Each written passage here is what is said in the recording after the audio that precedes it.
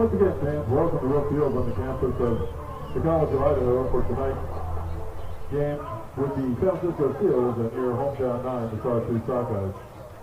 Out of an abundance of caution, we are recommending, if you haven't gotten your food orders in already, please do so now. We have a severe weather warning from the National Weather Service. It's in effect for about another half an hour. And should it come, and the rains come pouring down, we have to shut off the grill. We have hot oil over there, so it's a safety consideration. So if you're hungry, you don't want to have you miss out on food. So again, this is out of an abundance of caution, not to push sales of any kind, should the rain fall.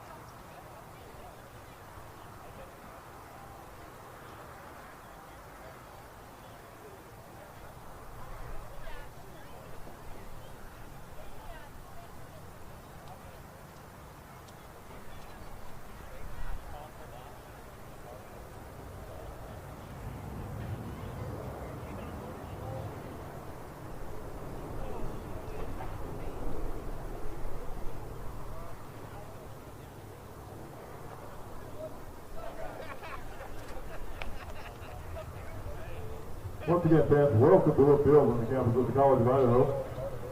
Tonight is Fan Appreciation Night, College Night. We have our guest, Dynamic Cheer, and thanks to one of our very first sponsors, First Tractor, for being in attendance tonight.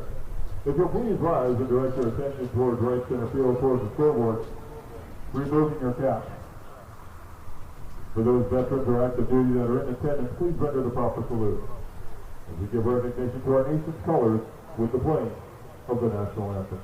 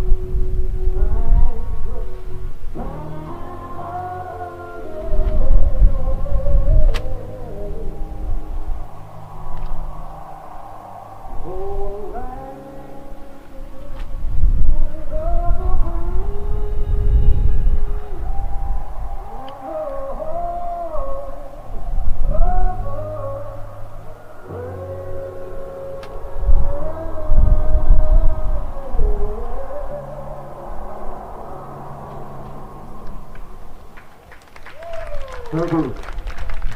Well, it wouldn't be summer in the Treasure Valley if we didn't have a good old-fashioned windstorm.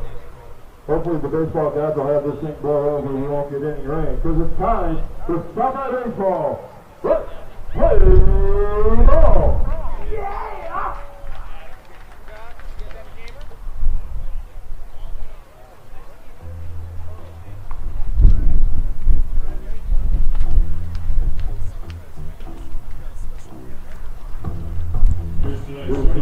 Hello, Sockeyes fans. Tonight we got a special guest in the booth, Coach Price. How's it going, Coach?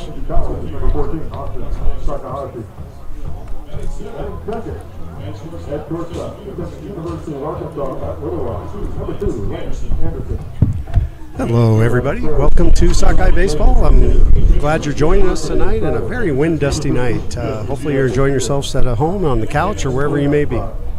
Well, Coach, just to make sure everyone knows who you are, who are you? What kind of got you into coaching for the Sockeyes, and what brought you up to Caldwell? Well, I appreciate that question. I've been in the Treasure Valley since 1988 and been coaching baseball since the first day I stepped on Boise turf. So I've been coaching at Boise High, Timberline High School, NNU, Walla Walla Sweets, and now here with the Sawtooth Sockeyes. There you go. So we got a few questions to ask you tonight.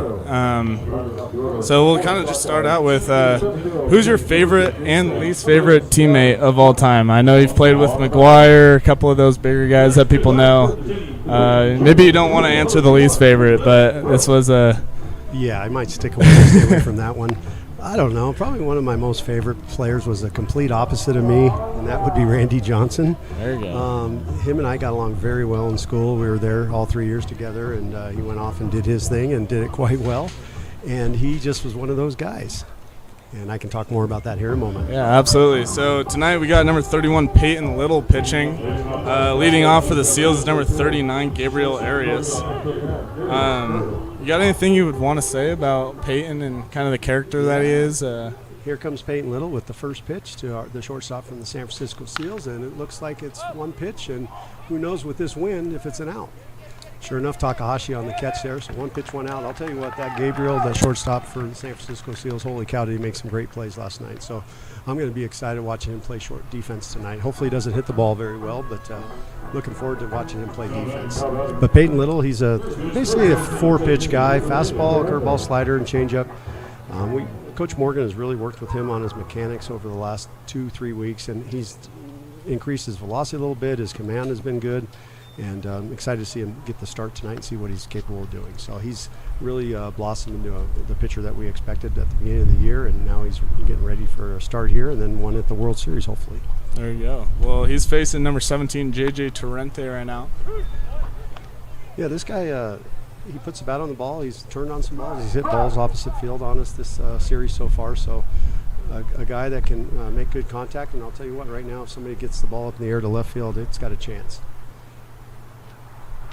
And come back or up the middle, and ground ball to Lance Anderson with his first start in about over a week. He's had his wisdom teeth pulled out on Monday, and doctor's order, eating a lot of ice cream and staying bed rested, and it's been nice for him to get about a week break after being such a dynamic player for us this whole season. So we're excited to have Lance back, and sure enough, he gets a ground ball in the first inning. So yeah, getting back to Peyton Little. His pitching is great, but he's even a better person. He's one of those young men that'll do anything. He does the right things off the field, and he's a coach's dream. He's always going to be on time. He gets his work done. Always asks if there's anything else that needs to get done around the field or anywhere, and we're just blessed to have him up here with us for the second summer. I heard recently that he is transferring over to a school in Oklahoma City. Is that right? I believe it's in Oklahoma City. I don't even remember. He told me the name of it, and I don't recall. William and Ponce or something like that. Yeah, that sounds really familiar. And so we're excited for him. He's getting an opportunity to go somewhere where he's really wanted to go pitch. And with him and his confidence, I think that's one of the biggest keys for him, is knowing that the coach is believing in him and wants to see that success. And as I'm talking here, we got a 1-2 count on the batter with 2 outs. But yeah, we're all excited for Peyton, because hopefully he gets those opportunities early to prove himself, and he can be a big factor in that rotation for his new school.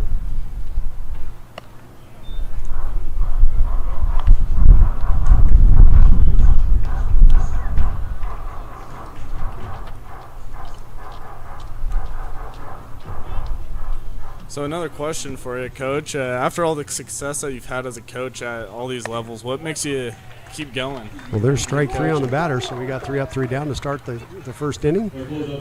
And I'll get back to that answer here in just a few moments. If you build it, they will come. I don't know. That's oddly specific. They're coming. Wait, Josh, who's coming? Everyone. Families, retirees, people from out of state, you name it, they're all coming. We just need to show them a real estate company they can trust. Yeah.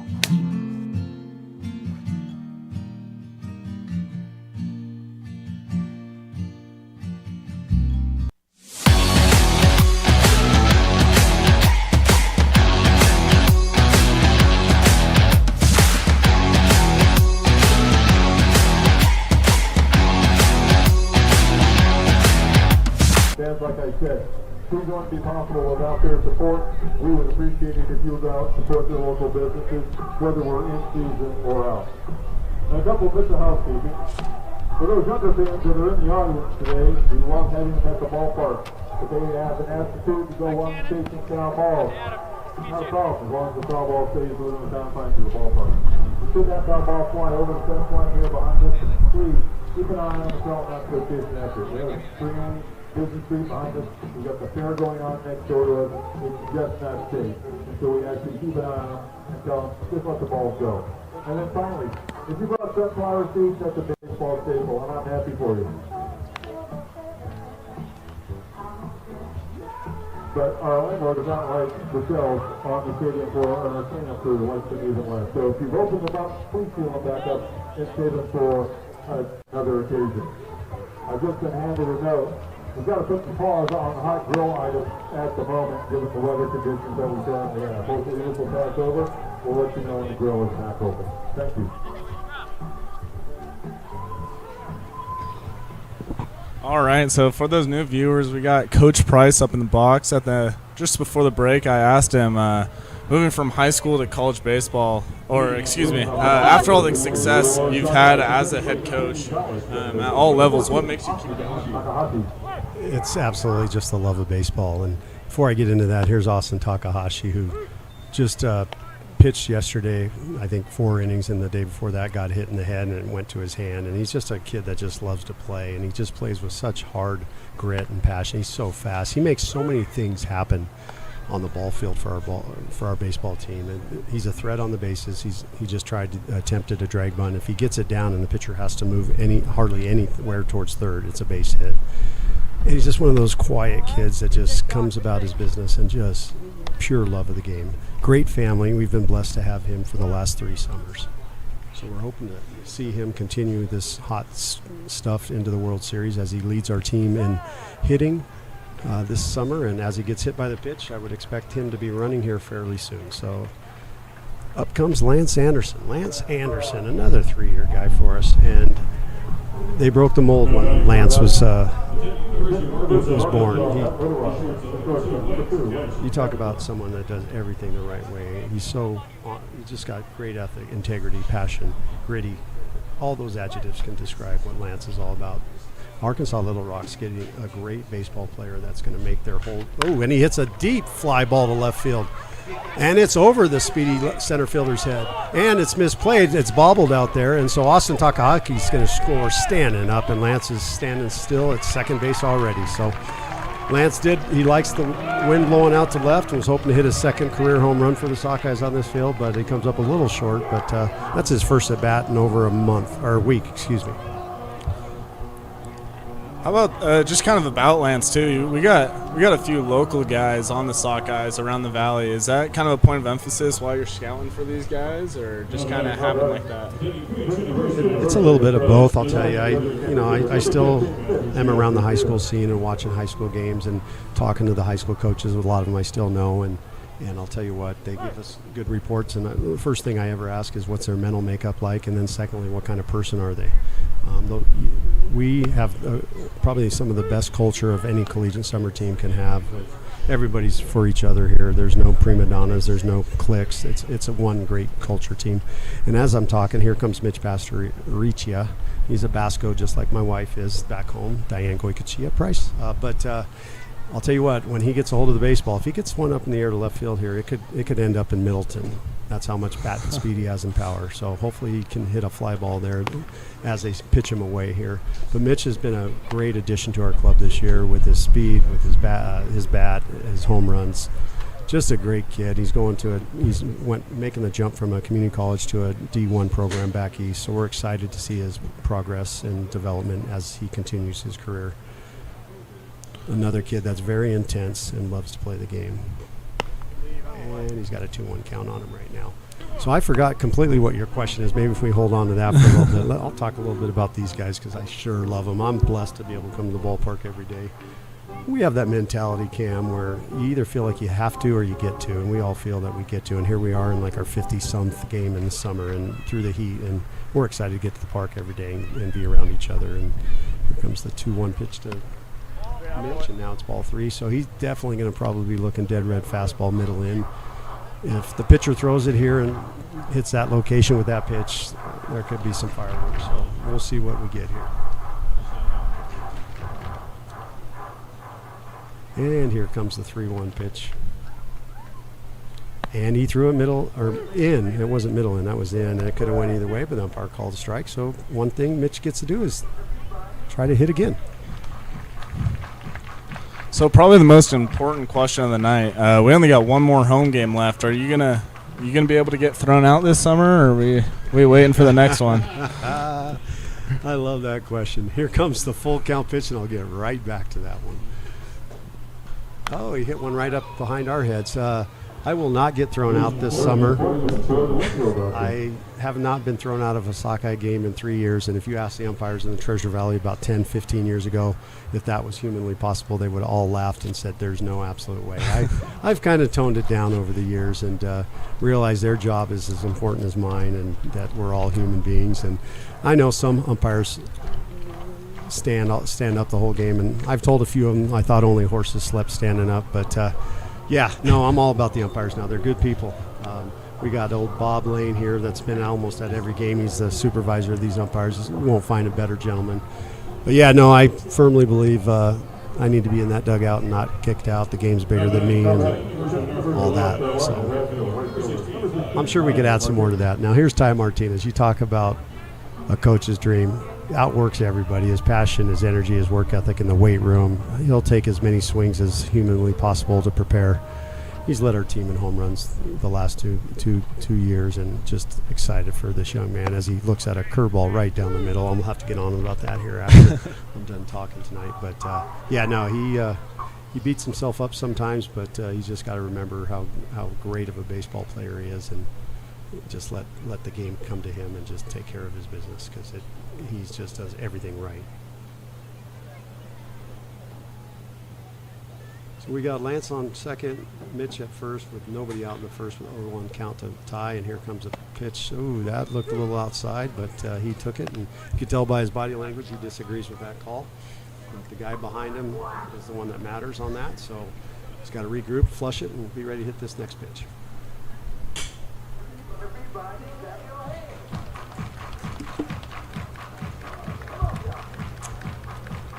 comes the 0-2 to tie.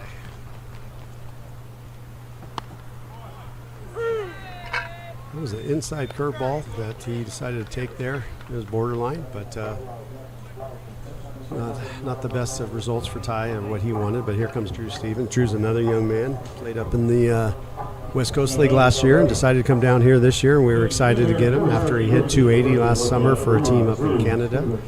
I was just tickled pink to get him to come down here and play for us, and he's had a great year. He's hitting somewhere north of 370, 380, I believe. Very good fastball hitter, and kind of did some research and found out, yeah, he's a Sockeye, but his girlfriend's also an intern that lives down here. So I put 2 and 2 together, and we're fortunate to get him over here with us this summer. So here we go, 1-0 count. There's a fly ball, but that's going to probably end up going. No, it's going to stay in, but with the wind, it's going to be a hard catch, and it bounces in between the shortstop and third baseman. The wind's doing a lot of tricky things. But anyway, yeah, getting back to that original question, yeah, umpires are people too, and God bless them, and I appreciate all the ones that put up with me for so many years of my career. And I could go back in time, I'll tell you what, I would be a little more professional than I was. But I was fiery, but I think that helped our success at the time, too. That's just how I'm wired. But, yeah. Absolutely. So another question is, moving from high school, spending a lot of time at Timberline and company, what's some of the big differences with coaching these college kids and those high school guys? That's a great question.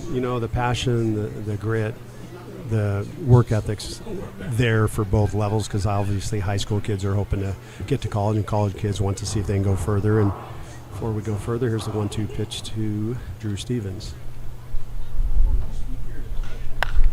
Pop fly might get over the shortstop's head. That cannot be called it drops in, and our runners all advance up 90 feet. So that's a base hit by Drew Stevens, wind aided. But the biggest difference for me coaching both high school and then college kids is the age level of the college kid. They've been there, done that. They've experienced high school ball. Then they go to college. They get humbled a little bit by older kids, and things set in. But we do have a mix of high school. We have about 5 high school kids that are going off to college for their first year, and then all the rest of these guys are already been there in college. So you get that added maturity. They've handled bigger pressure situations with bigger crowds and such like that. But there's a lot of similarities, too, that I've seen. I know it's a lot easier for me to coach college guys because of that older maturity level. I've been blessed with great parents at Timberline and Boise High, but at the same time here, these college guys are basically, there's a ground ball right to shortstop, and it looks like they might be able to turn a double play here on Cooper Schmidt. Ball in the dirt. No, he is safe. That'll be scoring Lance Anderson.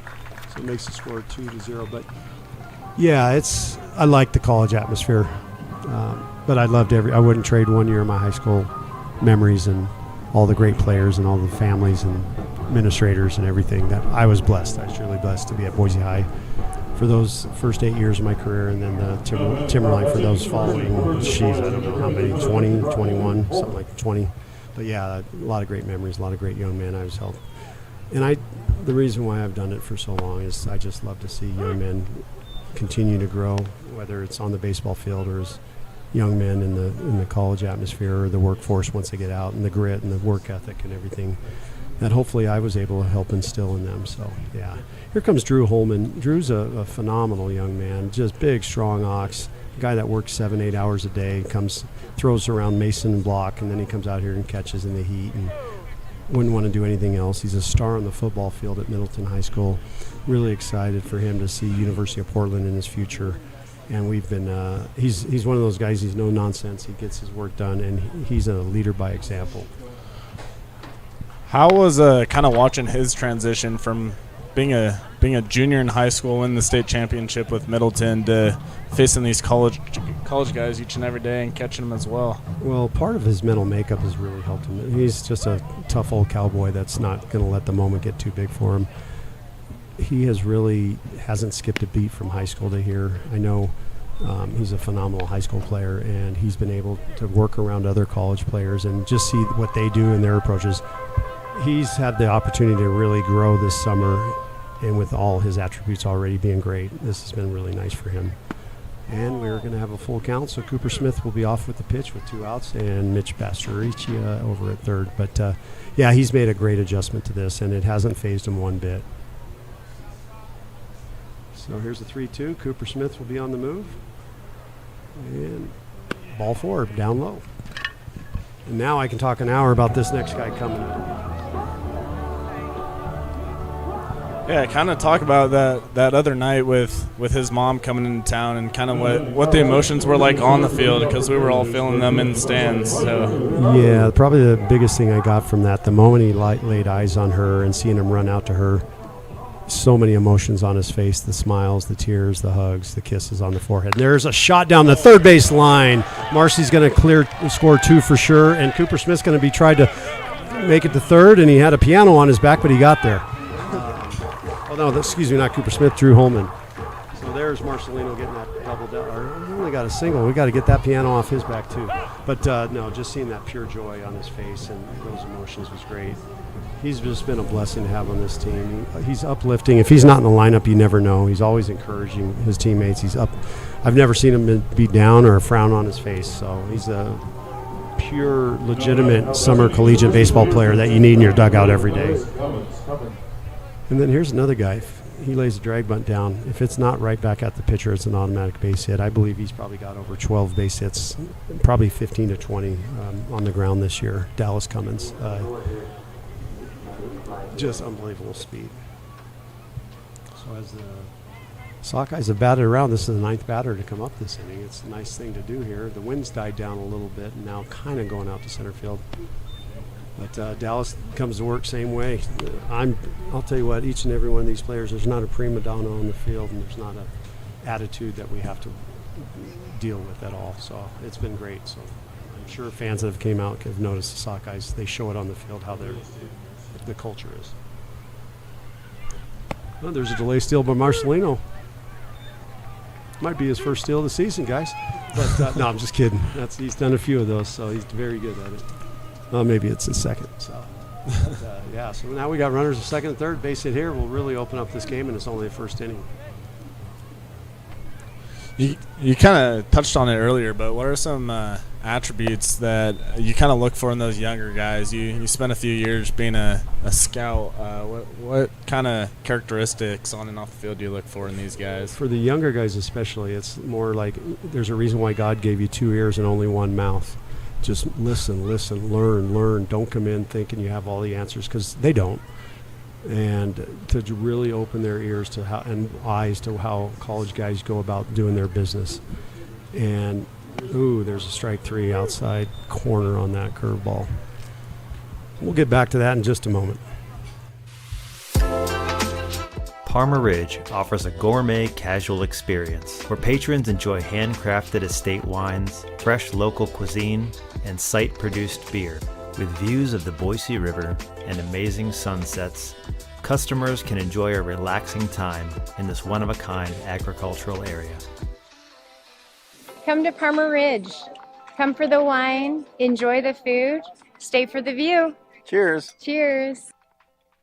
Yeah, definitely. Have a great weekend. Thank you. See you next week. Bye. All right. Thanks. All right. Take care. Bye, everyone.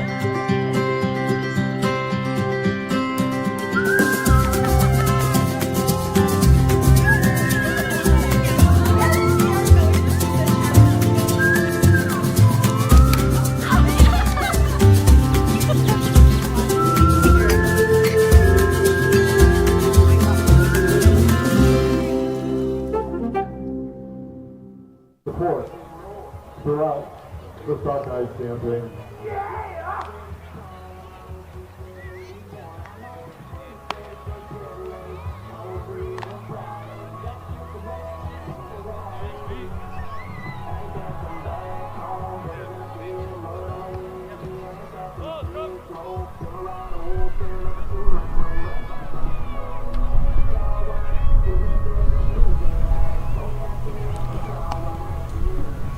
All right, so we're back here with Coach Price still. Still? Yeah. I love it. I love going it. into the second inning. Hey, I'm no dummy. I'm staying out of that windstorm.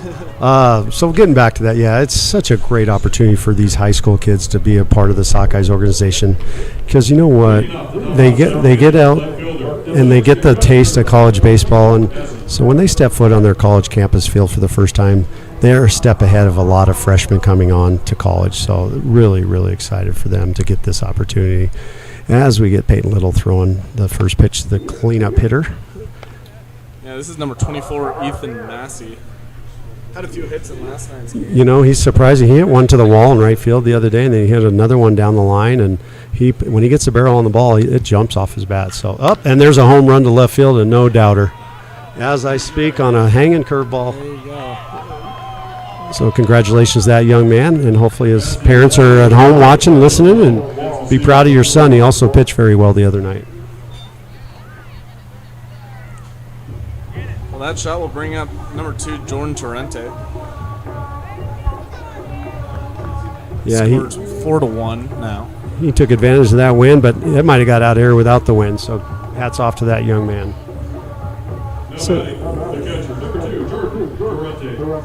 getting back to the culture of this team, it's like one of the biggest compliments I could give a team is somebody could walk into our dugout and couldn't tell if we're all hitting, if our team's hitting, and you couldn't tell who's starting and who's not playing that day. Everybody's involved, everybody's engaged, everybody's rooting for each other. And the pitchers have been phenomenal this year. We have got a tremendous amount of not just talent, but mental makeup and just guys that you just want to root for. I can go on, but there's guys like Caden Lapp, who is one of my all-time favorites. He just does everything right. He's raised by a great mom and dad, and you can tell he comes to the ballpark uplifting others, and he's so positive in how he goes about his thing, and just excited for him to see where he goes after this. And the list goes on. There's guys like Nate Galusha, who's been a spud before he was a Sockeye here, and he just loves the game, competes, very, very competitive, and so I get at 61 years old, get the opportunity to be around these young men and watch them play baseball. So I mean, if I had every one of their pictures in front of me right now, I can go on and on about talking about each one of them for 3 to 5 minutes and not shut up. So I'll get back to the ball game here. Here's a 3-1 count after the home run with this looked like a fastball down and away and swing and strike, so we got a full count. But yeah, I know people that come to watch the Sockeyes play with the great sound effects and the PA announcer and everybody that's up in the booth. They make it fun atmosphere. They make it a fun atmosphere to come back, and it's so kid-friendly, and we just do a great job here all around from the intro. Ground ball up the middle, right off that big old tail end of Peyton Little. He rebounds it, and he gets it over to first for the out. He's not going to rub that because it didn't hurt him. So, but, yeah, we really hope for tomorrow night or I should say tomorrow afternoon, we have a day game. The weather's supposed to cool down a little bit from the first forecast of what it was going to be like. So, hey, it's our last game of the season. We're sporting a 40 or 41-7 record. We would love to see all of Canyon County come out and support these young men, and hopefully you can come out. I know we're doing innings of winnings with prizes and raffles and stuff for all our great fans. So with one out, here comes the next batter. Yeah, you were kind of talking about the pitchers. With our guy Haruna from Japan, what's it like coaching a guy who just is learning English? What's that barrier like? Yeah, it's been great. There's a ground ball to Lance Anderson, who I call the human vacuum, and he delivers with a great glove and a great arm over to first base to get the second out. Haruna is phenomenal. We've been fortunate. This is our third year with having Japanese players. We've had 2 each year except for this year. But he's learning English. He didn't know how to sing "Take Me Out to the Ball Game" or at the beginning of the season. Now he can do it without even looking at the words. He sings it very well. Something Peyton Little can't do. Yeah, there's some things. Sometimes with Peyton Little, he's one of those guys. If you give him a Rubik's Cube with every color on it, he still can't figure it out. But he's one of those guys. But getting back to Haruna, he's something special. He does his routine. He's like Yamamoto. He does an hour and a half routine before he pitches, and he just loves being out there on the mound. It takes him a half hour to get ready in the bullpen, and it's just a phenomenal thing. So great. Oh, there's a ground ball to Talk. Sitting back on a little bit more than my liking, but he still has time to throw the runner out to first base. Ladies and gentlemen, we'll be right back to you after we go to our sponsors.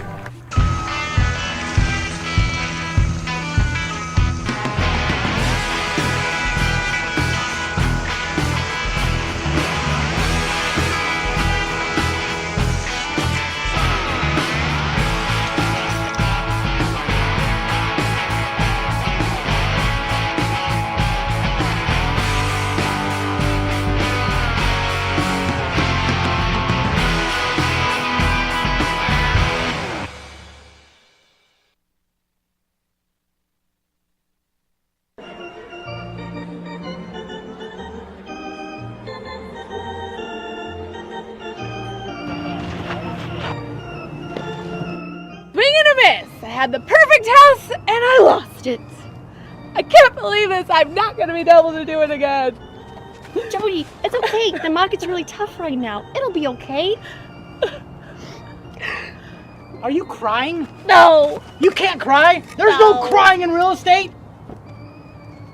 There's absolutely crying in real estate. Have you ever picked the wrong agent? Have you ever lost a deal because somebody didn't do their homework? Or only had an agent that cared about commission? All right, fine. But there's no crying in baseball, and we're playing baseball, so snap out of it. Look, choosing an agent is like choosing a team captain, and we have a team that's in it to win it.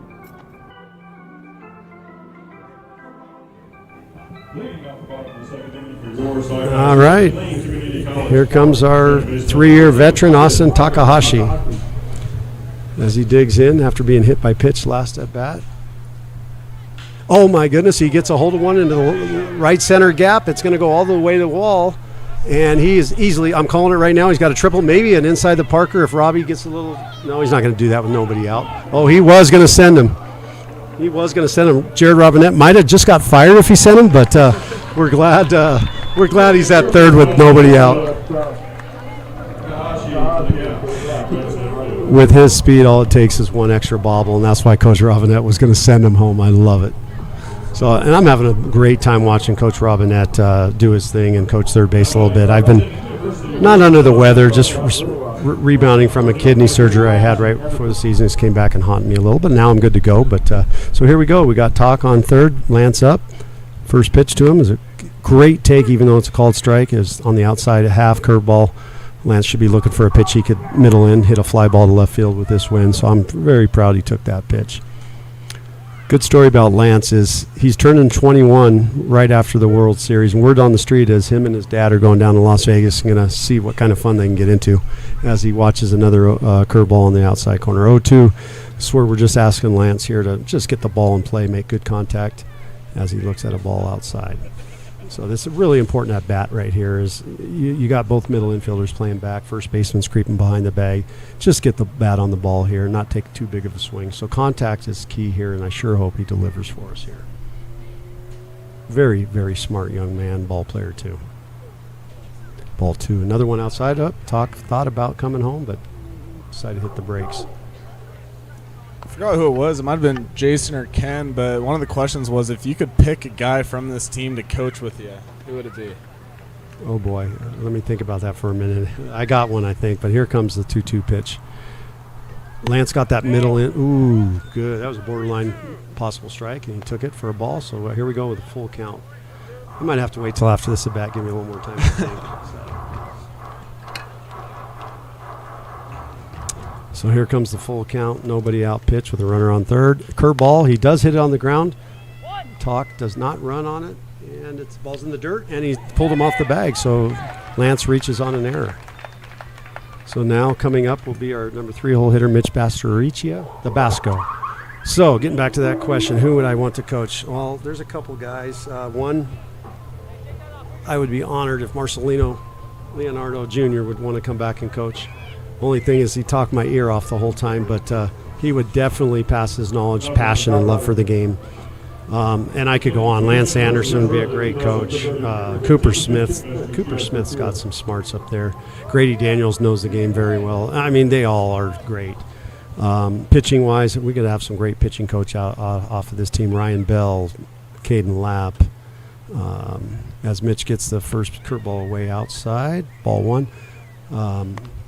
Haruna, if we can get over the language barrier, we might have a diamond in the rough there. Who knows what that guy's thinking. But, and he's a Dodger fan, so that's one up for me to like him. So here we go, 1-0 pitch as I'm getting some bad looks in the press box here. Oh, Mitch swings at an outside pitch, and he took his time to get it to second, so Mitch will beat that out. But Mitch swung at a ball that was probably about 6 inches outside. He should have took that one, but sometimes that happens in baseball. Now it's Ty, and hopefully Ty comes up here and flushes that first at bat, takes a deep breath, and just lets Ty be Ty. Because when Ty's Ty and he's not overthinking anything, he's someone that has the ball just explode off his bat. So we got a lot of possible great assistant coaches here. The question would be, who would I not want to have? There goes Mitch on the first pitch. Catcher throw down. Talk advances. It's a double steal, folks. Where's that Price is Right song? Oh, they're doing the circus song. You're all good. But anyway, I don't know if there's anybody I wouldn't want to have coach. Maybe Mitch Bastariccia because he'll be late. Pitching-wise, Ethan Gardner because he would be the most chirpiest coach in the history of coaching. Love that guy. Love when we bring him in at the end of the game when he's throwing 94, 95 miles an hour.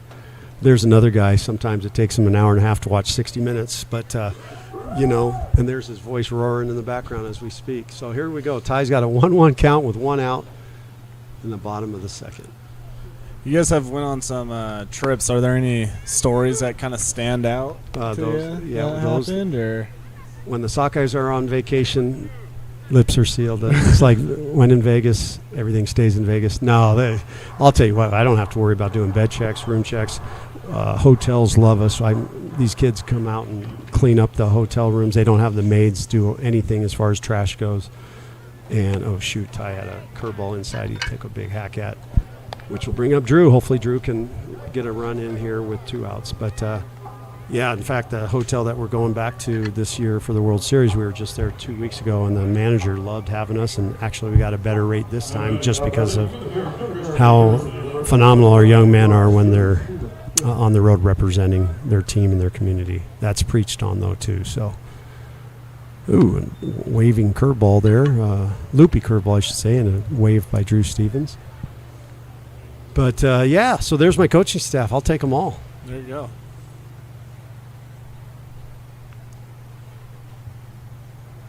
Big lead by Mitch.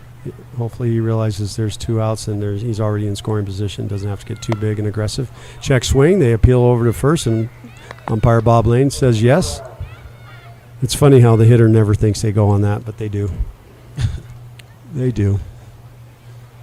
And it's funny, I've been watching some of their body languages on some pitches that are pretty close on the black, and they're looking like they were way outside. So, curveball hit into the 5-hole, and Mitch probably is going to test that arm, which he does, and he will score. Well, he didn't have to slide, but he did. There's some hustle there. Drew Stevens with a big old base hit with 2 strikes and 2 outs on him, so we'll take it. I would be not shocked if Robinette puts on a delayed steal here with a left-handed batter and 2 outs. See if they can get that guy to scoring position. Just wondering. We'll see what the indicator is. He fooled me on that one. I'm not sure what's going on here.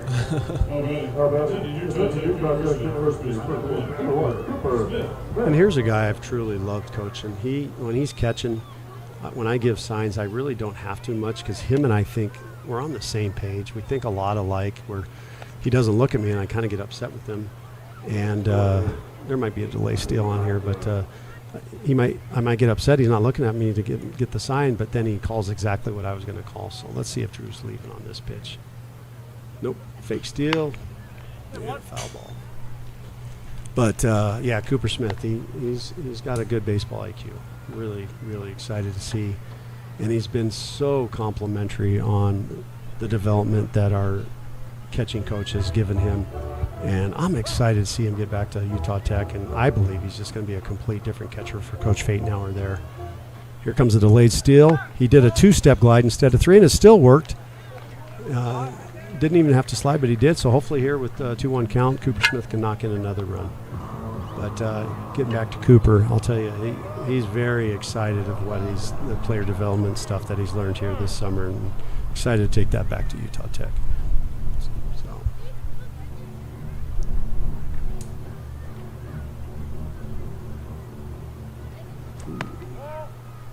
He does not want to get hit there when he's got a teammate on base, and our motto is friends don't leave friends on base. So we're going to try to knock him in here.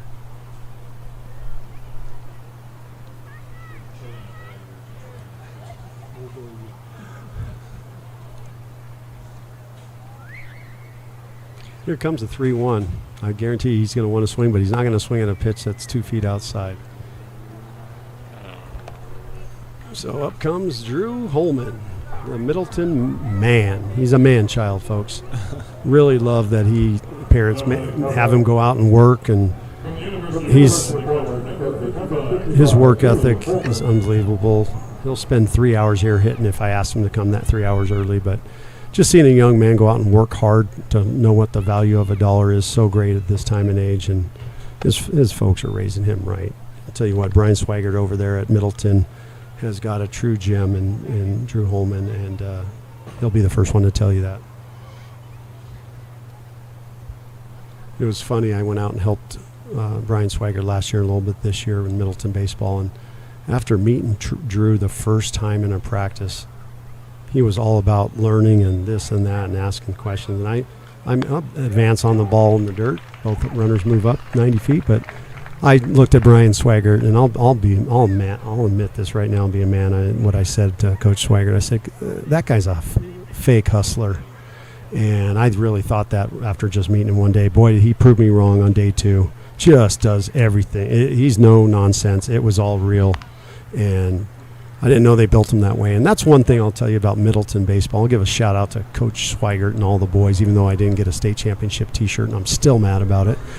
I was in the hospital after kidney surgery, dang it. But Drew with a foul ball off to the side. But here I am out at Middleton baseball practice after, coaching at Timberline, Boise High, Boise Gems, who I loved all three. But you know how baseball players come into the dugout after being at school. They take their tennis shoes off and they get their cleats on. They run out the field, get ready to stretch and throw. Well, I look over when they're all out on the field starting to stretch, and there's about 8 pairs of cowboy boots. You just don't see that in Boise as much as you do in a small town Middleton, where half the team's wearing cowboy boots to school. We'll be right back, ladies and gentlemen.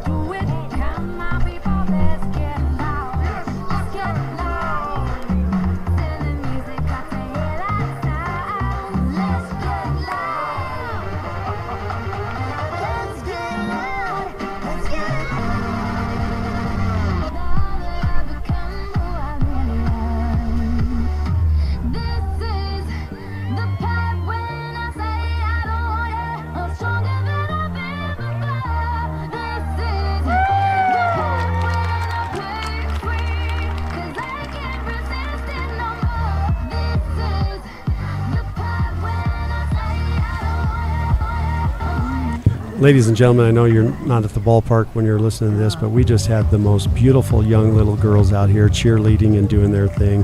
And actually, we're holding up the game because they're doing an encore for our third base side huge crowd. So wondering how much longer they're going to go, but they're getting a lot of round of applause, I'll tell you what.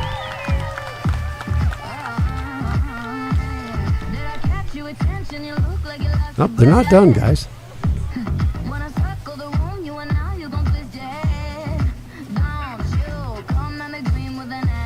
You know what? It's their world. We're just happy to be living in it tonight. We're so excited to have these young ladies out here. And I think this is their final thing where they're getting up into like a pyramid thing, stand.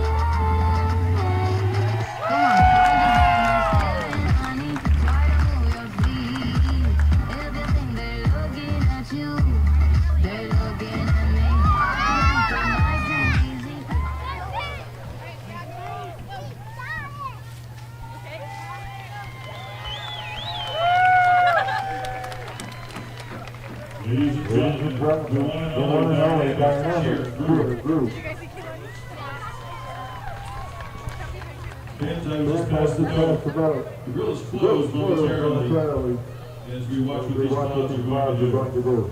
We'll let you know if it opens back up. Leading off on the third inning, for the field, tonight's pitcher, number 34, Garrison. Well, Coach, how has baseball kind of evolved when you started, and then now with the NIL and how recruiting works and all that? What's kind of the things that you see with all that happening now? I'll tell you what, to be a college coach, a head coach, nowadays, my hat's off to him. It's just, I'm kind of like Nick Saban and his philosophy. Obviously, I'm not like Nick Saban, but I sure like his sentiments of what he had to say about where the game is at and college players and all that. So I have a personal opinion. Mine is, God bless these college coaches, because where it was 20 years ago, 10 years ago, where now I feel if a coach has to get on a player and he gets on them too hard, they're going to up and want to leave instead of work through adversity and you know, not getting along with somebody, because as you get older, you're not going to get along with every boss you have. So I don't know how college coaches can do it and see the turnover. I know myself, I fall in love with these kids, and I would love to see them stay with me if I was head coach at a 4-year college throughout their whole 4 years of experience, and I would do everything I possibly could to make sure that they did. But the turnover's crazy, and like I said, the way a coach coaches has changed. I've seen it in some of the college coaches that I've known, not going to say names, but I've just seen them having to back off of their fire in their belly a little bit. But you do it the right way, it's all good. But I'll tell you what, it's just, to me, I don't know if it's the best thing for the amateur athlete. I can't get into the details, but I know the NCAA is making a ton of money off these athletes, and I get it. But just my age group when I was growing up, yeah. But good for them that they're getting, especially the football and basketball players, they're able to, make the money that have in the bank when they are done. And if the injuries or if they don't make it into professional, they have a head start. So that's a good quality too. So, but yeah, I'm torn on that one. Absolutely. Another question. So having so many talented players on this team, how do you kind of go about play time and making sure everyone gets their at-bats, everyone gets their innings, playing every day, all that stuff? Well, I've been fortunate to recruit players that all can play the game, and when they're all quality players, it makes it easy to substitute them in and out. And at the beginning of the college summer program, I tell them, hey, playing time, if it's an issue, we're going to have trouble. I mean, when you get your name called, you got to come in and do your best. I'm going to divide it up as equal as I can, but production plays. And, when you're producing and you're, doing better than some other guys, you're going to play a little bit more than other guys do. But if somebody was to look at our stats for all the guys that have been here and from day one, I would imagine, unless they were gone or injured, most of them have over 70, 80, 90 at-bats already in this college season. So that gets divided up really well, I think. I go above and beyond trying to keep them happy because, they're coming here to play summer ball. They want to play. And So I try not to over-recruit. The only position I really over-recruit is catching, because it's such a toll on the body with catching bullpens, with catching start or relievers coming into the game and all that kind of stuff. It makes it difficult to have only 2 or 3 catchers, because you want them fresh when they go back to their college or fall season. So, yeah, if playing time's an issue, though, it's nice to be able to discuss it with the player. They're grown up a little more, so the parents are out of that picture. There's a ground ball bunt back to the pitcher. He throws it in the dirt. Great scoop by Lance Anderson to save Peyton Little's bounce throw there. But, yeah, so, when I coached in the West Coast League, there were some teams that would bring in 40 to 50 players, and they just kind of weed them out. If they don't play for a week or two, some of those guys just go home. Some will stick it out no matter what, but these guys committed to me, so I'm going to commit to them, and so I really try to work hard on that. With the Sockeyes being kind of a newer team, what's kind of the goals the next couple of years, and maybe a 3-5 year plan of the Sockeyes, would you say? Well, there's been really good talk. We actually were invited to possibly join the West Coast League. That talk was going on last summer, and the asking price to enter the league is a big chunk of chain. Runner leaves early, steps up, and a throw down, and he tags him out. So the runner tried to leave early on that vault lead, and Peyton Little had the patience to just step off the mound and not balk, and he did it perfect. Threw a great throw to second base for Talk to tag him out. But getting back to that, what was that question again? Just the 3 to 5 year plan. Oh yeah. Sockeyes, So last summer we were introduced to possibly joining the West Coast League, and like I was saying, that amount was a very big amount for us, and we're not capable of doing that yet to join the league. And now there was whispers of possibly joining the Utah Marshals this year, and just through all the the red tape and everything, it just wasn't conducive to starting this year. So we're in discussions with them to hopefully get this footprint into this for next year, and hopefully we can satisfy their needs, because they have a strong league with or without us, and it's just something that's just going to have to enhance their development and plus help us. And if we're able to do that, we're bringing in Utah Marshals teams that come from all Power 5 schools, and you're going to see kids that are going to Texas, Oklahoma, USC, and all the big schools. And I think that will enhance the level of play for us for recruiting, even though I will take all these guys back in a heartbeat. So that's the plan for the next couple of years.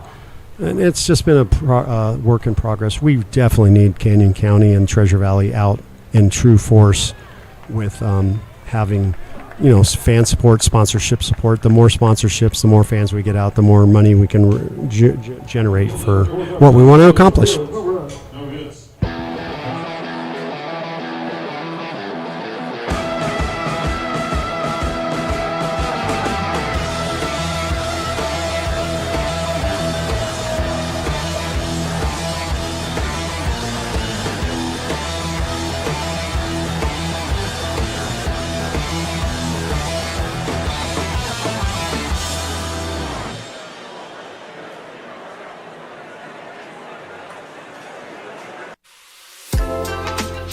Parma Ridge offers a gourmet casual experience where patrons enjoy handcrafted estate wines, fresh local cuisine, and site-produced beer.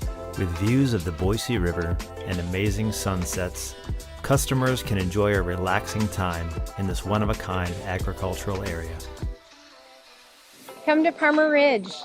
Come for the wine, enjoy the food, stay for the view. Cheers. Cheers.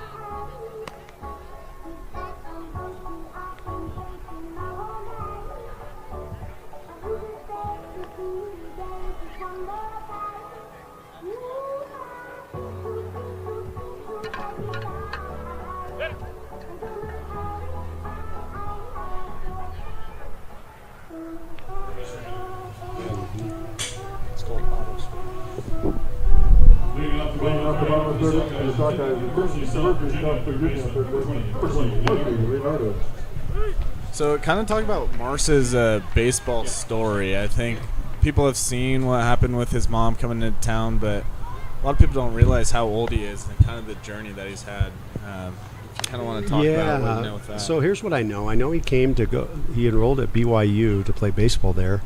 And then from there, you know, a lot of those young men go on their Mormon mission. So he went off to Baltimore for his Mormon mission, and he met a wonderful man named Brian.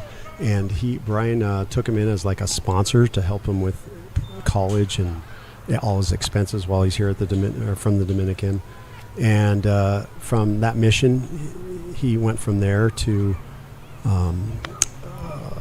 I think Salt Lake Community College, and now he's at the University of Southern Virginia. So yeah, he's a little older, but he still has actually another year of college baseball.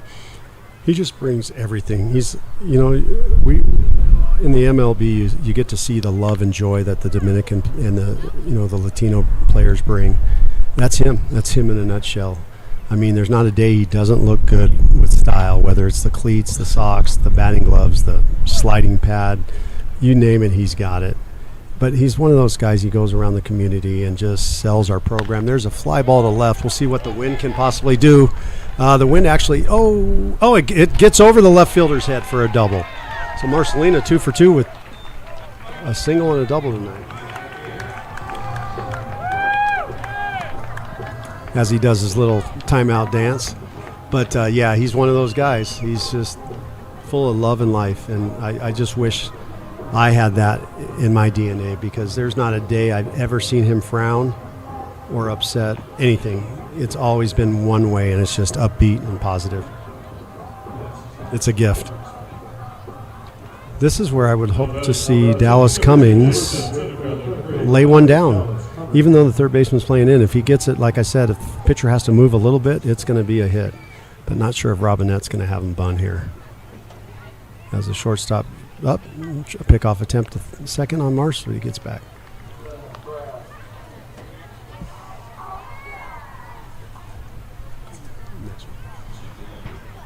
So here we go with first pitch to Dallas. Yeah, so being kind of an Idaho guy, where... Oh, hit by pitch. Don't rub it. Don't let him see you got her. Dallas, great tough kid. I'm excited for him. What was that? You're good. So me and you kind of both being around Idaho baseball for a while. Me personally kind of seeing it as an underrated state for baseball. What are your thoughts on Idaho and kind of the prospects that they're putting out and where it's kind of going? It's unbelievable. The state of Idaho produces so many quality young ball players. Thing is per capita, I put it up there with so many big states because, per capita, we're getting guys going to big schools, we're getting them drafted, and we're not a big state population-wise. And I've seen it firsthand. I was fortunate when I was at Timberline. We took a team down to a spring break tournament down in Arizona, and we're playing some of the best teams down there. We got about 12, 15 scouts coming to watch a pitcher that was major league scouts watching a pitcher that was going to go to Arizona State. And here comes this little old team from Idaho, and I'll tell you what, we scored 10 runs off them in the first 2 innings, and he was out of the game, and all those scouts were coming to watch our guys the next day. And we 10-runned them easily. And that's just one game of baseball, but I'm saying Idaho teams are capable of going anywhere and playing against some big schools. I'm very proud to say I was involved with Idaho baseball, high school baseball, for as long as I was. With the draft just happening, do you kind of see any of these guys getting their name called in the next couple of years? Are there any guys you kind of want to point out for these fans to watch out for? Or kind of? There's a handful of them. If I had the roster in front of me, not having 30-some guys, but there's I don't want to not say somebody's name, so there's a bunch of them. I will say what I've seen, their development over the summer and their work ethic, there's a lot of potential guys that can get picked up, whether it's MLB draft or independent ball. We got Ethan Gardner throwing 95, 96 at times, and as he keeps grasping the game of pitching or the art of pitching, and if he continues that, there's a kid that has, and it's not just the velocity, it's just the command. You look at a kid like, I'll tell you what, the sleeper to me is this Vinny Massa that we picked up late. He's a quality young man, but here he was pitching for Boise State club team, and he can throw 92, 93 miles an hour with 4 different pitches for strikes.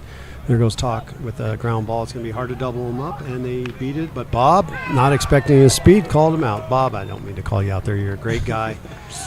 And all that good stuff, Bob. I'll remember that. But, so there's a handful of guys that might have an opportunity to do so. And then there's one guy on the field right now, that young bat boy picking up that bat.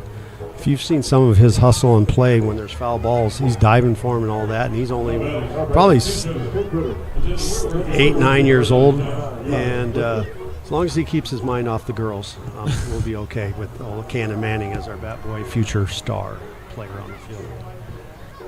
But, Mitch Bastericha, another guy, some tweaks in his swing with his speed. It hit the rubber, and it took an unfortunate hop for the Sockeyes. That ball would have been up the middle for a base hit and an RBI. We'll get back to that here in a minute. We can't just sell this field. You remember what it's like?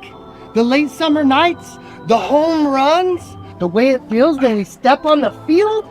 Yeah. Nostalgia's fine, but nostalgia doesn't pay the bills, kid. Nostalgia? Yeah. This field is all we've known, and now it's a goner.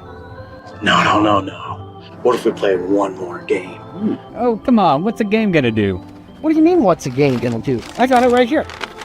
Look.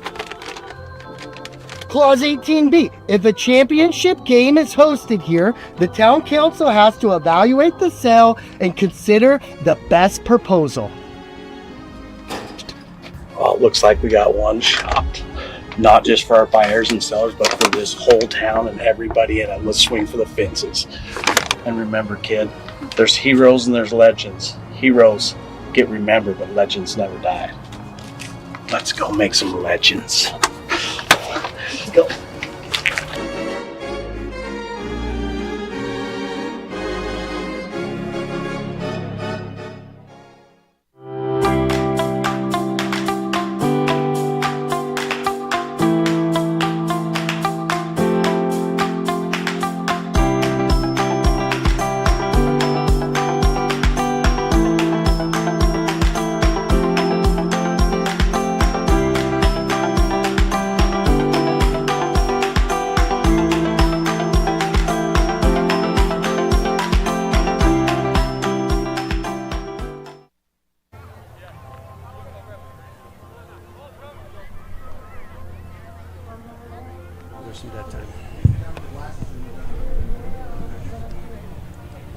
Well, Hunter is on the bump. What are your thoughts on him? He just came out of high school, one of those few guys. What do you have on him? You know, Hunter comes to us as a 2 or 3 time state champion, so he has that pedigree of the winning competitive program through Russ Wright and Coach Rasmussen over there at Hawaii. So we like his DNA from that.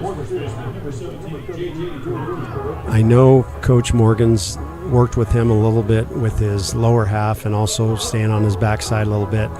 And I've seen a different pitcher over the course of this summer, and I know he's felt a lot more comfortable. One thing about Hunter, when he gets on top of that curveball with his fingers, it really has sharp break.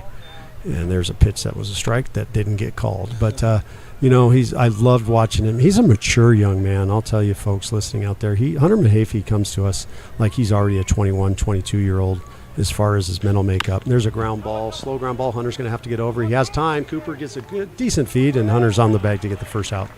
So really been impressed with Hunter. For him, just that mental fortitude in his mind that he's going to get every hitter out, and be able to flush a walk or a hard hit ball and just get back to the next pitch. And he's been doing some great things for us with that. So excited. He's going to stay here locally at NNU, and he's got the stuff to get some innings, especially his freshman year here. So really enjoy watching his development. Yeah, the battery right now, actually, Hunter and Drew faced off in the Idaho State Championship. So a lot of winners. Yes, absolutely. We had Trey Swaggart here too, and so we had that pedigree, and we've had Timberline kids in here, and of course we know the history of Timberline baseball and their past successes and such. So yeah, it's been great to have these young men.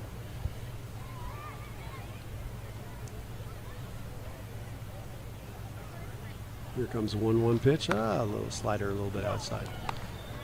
Well, folks, it's pretty dark outside. Hopefully we're going to weather this storm, and if the Sockeyes are lucky to get 4 and up, as I speak, the umpires are coming to talk.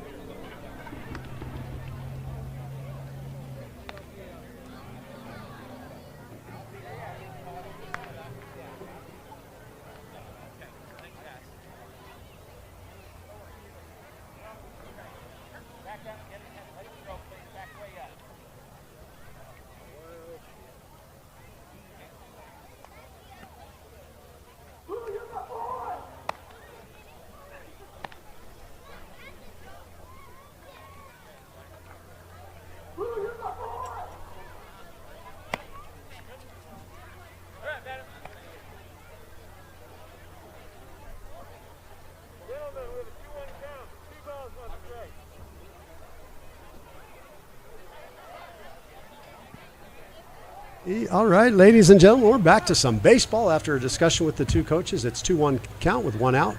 And here comes the pitch from Hunter Mahaffey. Strike 2.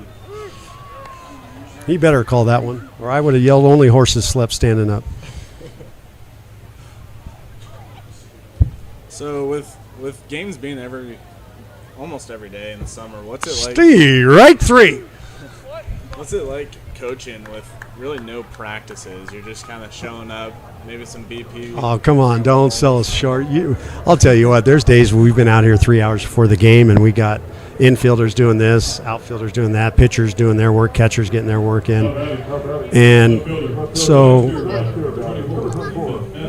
most collegiate summer teams coaches are smart about managing fatigue and energy and other things. So I'll tell you, there's a few things you really have to consider when you're coaching college summer ball. Is really preach the weight room. They got to stay strong, because if they don't, their body will wear down. Nutrition is key. And, for the most part, these young men, when we're on the road, I take them to healthier places. I try to, at least. So it's good to see that. But, yeah, we do. Like today, we got here, hour and a half before the game. We haven't been hitting on the field the last couple of days because of the warmer weather, and but we're getting 3 times as much work in the cages. And then the players also have time to hit in the mornings at our beautiful Sawtooth catch facility. So, but yeah, if we were out here, it is tough to not have practices, where it's just a practice for the day. And when we have a day off, we're taking the day off, just letting the bodies heal, because we're playing close to 60 games in a matter of a little over 2 months, maybe 2 months and a week, if that. So you got to be smart and balance that. So for the most part, I think most of our players are fresh and not being overbeared with repetition. Got a 3-1 count here with 2 outs to the guy that hit one, I believe, off the wall last time. So Hunter, hopefully, is a little careful with him. And here comes the 3-1 strike. It's a ball hit to right. This is going to play a little different with the wind, but That is Hunter Christensen out there now for Ty Martinez. So Hunter makes a great catch. That's not easy with the wind now blowing out to right field.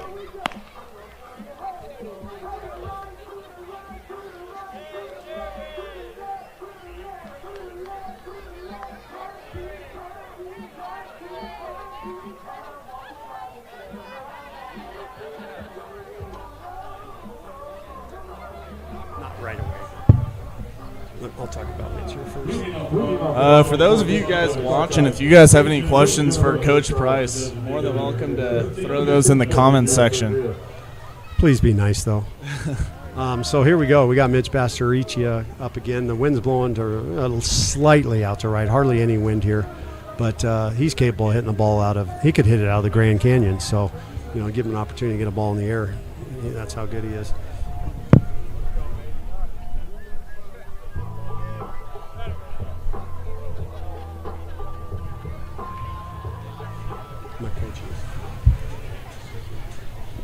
Here we go with Mitch leading off, bottom of the fourth. Yeah, Coach, so with you being able to be up here during the game, kind of talk about your coaching staff on how you trust them just to be out there. Absolutely. Steve Morgan and I, our pitching coach, he's been with me since 1992 or 3. So I'm not going to do the math, but I know that's a long time. And then Coach Robinette, he's been with me, one of my most favorite people on earth. He's been with me since right around 2013, 14, 15. So we have gotten the band back together. And then we got Jared Timms coming out, the Middleton pitching coach. He was with us last year, and he was helping Middleton's summer teams this summer, but he has more time on his hands now. And he's come out and volunteered some great time for us. And, it's just a great staff. I'll tell you one person I truly, truly miss, though, is old Coach Woody, Jeff Woodside. He just the love of life, the energy, the positivity, threw a great batting practice. I mean, I wanted to hit off him when he threw BP. The bat rack was like a beehive for people wanting to hit his BP. He threw so good. And he's just one of those good Christian men that just did everything right. And I truly miss him. His kids' softball league got in the way a little bit of time for us with him, but if we could ever get him back, holy cow, that'd be great. But just a quality guy. The only down thing I'd have to say about Coach Woody was he's a big San Diego Padres fan, so him and I don't see eye to eye when we talk MLB baseball, with me being a Dodger.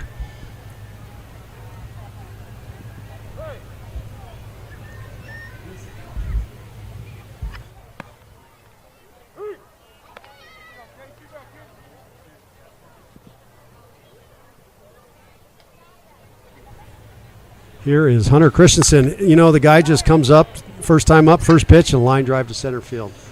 Hunter has just been the ultimate pro for us. Hasn't played as much as all the outfielders, but I'll tell you what, his batting average has started going upward last couple of weeks, and he just does his job. And he goes about everything the right way. Coach's dream. Yeah, Coach, so obviously a lot of stuff goes into a summer. Talk about kind of what goes into that, the host families, all those things that kind of help this happen. Oh my goodness, this host family group that we have is second to none. I mean, I I wish I could be hosted by him, and then I wouldn't have to drive from Southeast Boise every day like some other people up here. But our host family's Carmen Betzold and her husband, unbelievable people, and her being such a Mother Teresa saint.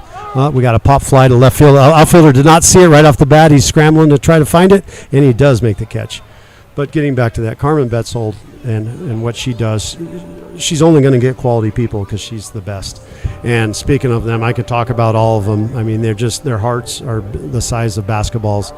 They treat our players so well. I mean, all of them. I don't want to miss any of them, but I mean, there's Jason Manning, who's up here in the booth. He's hosted the last few years, and every one of their players loves them, and they love their families, and the family loves them. And the kids have cried when they've had to say goodbye to the kids. The Rices with Ty Martinez the last 2 years is holy cow. Kim and Jim Rice, just what an example they set in the community, and then to host a family. And Cooper Smith's family, Tom and Laura, I mean, they're the craziest, funniest people. They gave me a big gazoo yesterday for host family night, and I don't want to leave out anybody, but obviously Marcelino's host family. He's safe at second. But Marcelino's host family, not only are they great with Marcy, they're having Marcelino's mom stay with them while he's playing here for the last few home games. And the list goes on and on. Brian Trujillo's family the last couple of years, Austin Takahashi's family the last couple of years. Every host family has been great. Not one player has ever complained about their host family, and just nothing but admiration and love for what they've done for us. So, wow. And it doesn't happen everywhere you go. West Coast League, Northwoods League. You never know what kind of host family. It's a hard thing for a young man to come out of college or come out of high school and come for the first time away from home and their parents, and to be able to have so much love at the homes of the host family is awesome. So, all right, here we go. We got Cooper Smith batting here with a runner on third and 2 outs. Hopefully he can score another run for us. And there's a curveball hit hard. Oh, it gets underneath the glove of the second baseman. It wasn't touched, so maybe our scorekeepers will be gracious and give him a base hit. But no, instead the circus music comes on. But that's just a coach rooting for his kid. So, anyway. Well, Coach, we actually got a question in the comments section from Ryan Stevens. He asked, do you have any college coaches request innings or time restrictors on the guys, or do you just kind of twist process? Or no, I didn't hear the whole question because the PA announcer was talking, but I want to say it was. Can you repeat that? So do you have college coaches? Bless that PA announcer's voice. He's doing his job. So do you have college coaches request innings or time restrictions on the guys, or do they just trust the process? Yes. No. It's a little bit of both. And Drew grounds out. We can talk about that maybe at the other half. I'm having so much fun. I'm staying up here for a while. And there's a lovely Pat Ford in the booth right now who didn't bring me any hot food. Well, Ryan, we'll get to that question in the next half.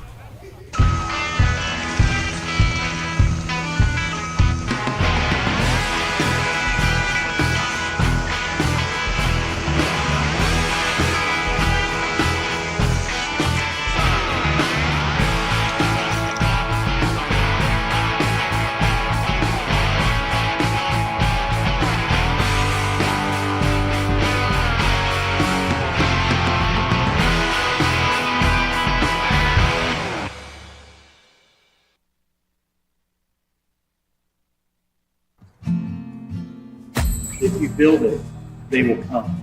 I don't know. That's oddly specific. They're coming. Wait, Josh, who's coming? Everyone. Families, retirees, people from out of state, you name it, they're all coming. We just need to show them a real estate company they can trust. Yeah.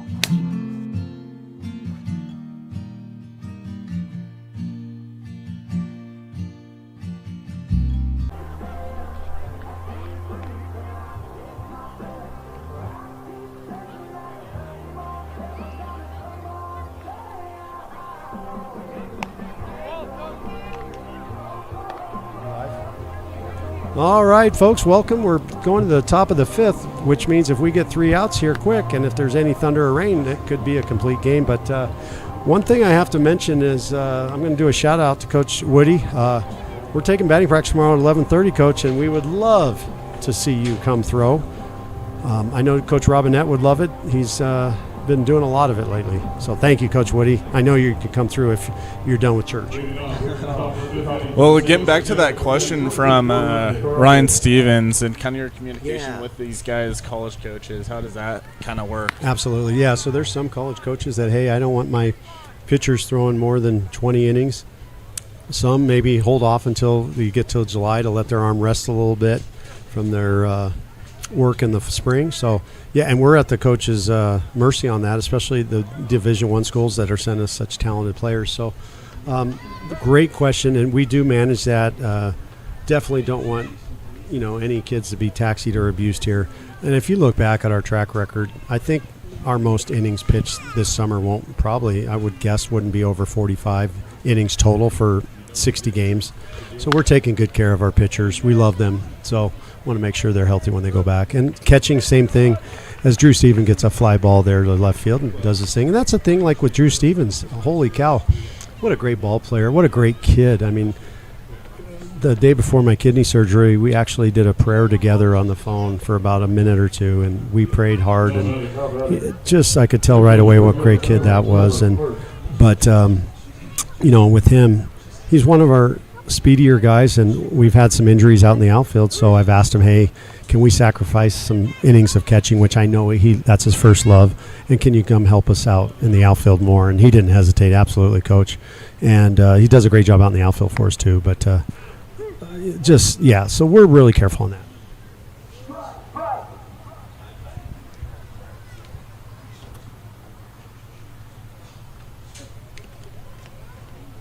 Here's the foul ball, hard 0-2 foul ball to right field. It's going to get out of play.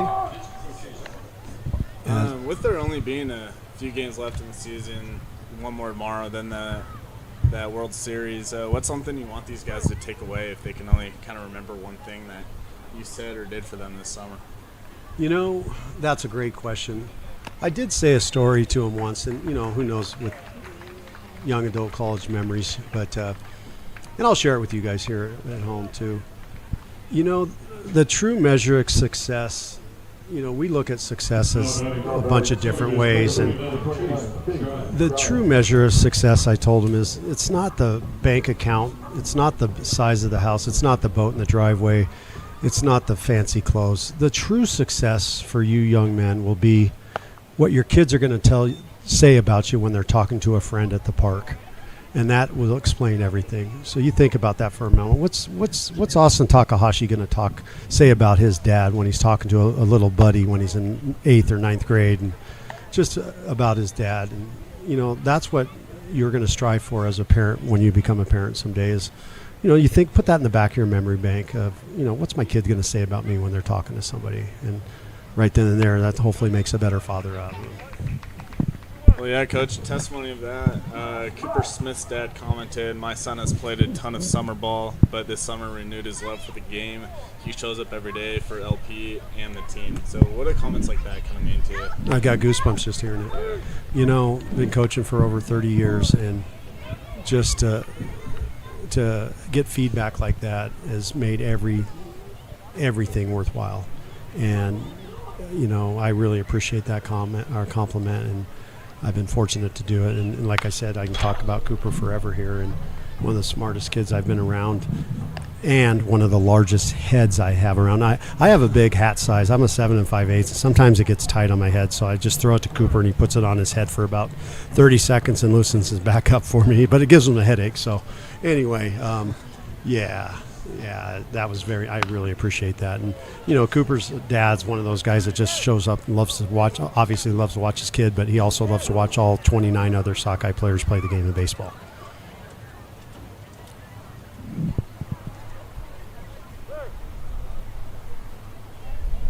All right, we got a 2-2 count with 2 outs here. We're one pitch away possibly from making this an official game if the weather turns sour, as it is getting blacker around us. And here comes the 2-2 delivery from the Hafey. Strike 3 as lightning struck behind the left field fence right there.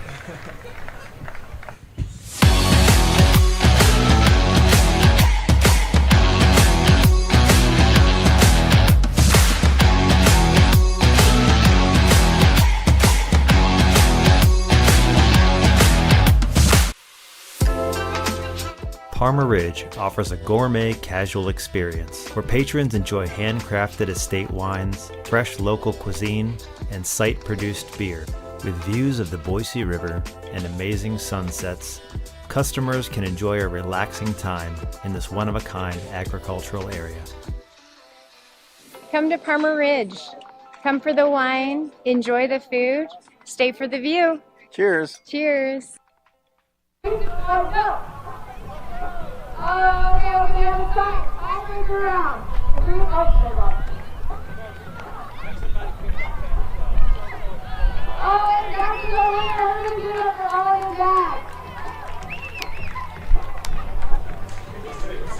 Ladies and gentlemen, are we getting some weather coming in? It doesn't look like it's rained yet, but boy, is it black and it windy. That U.S. American flag out there by the right field scoreboard is blowing straight out to center field and stiff. And as I look up into the lights, I do see a mist of rain. Looks like San Francisco Seals are changing pitchers now.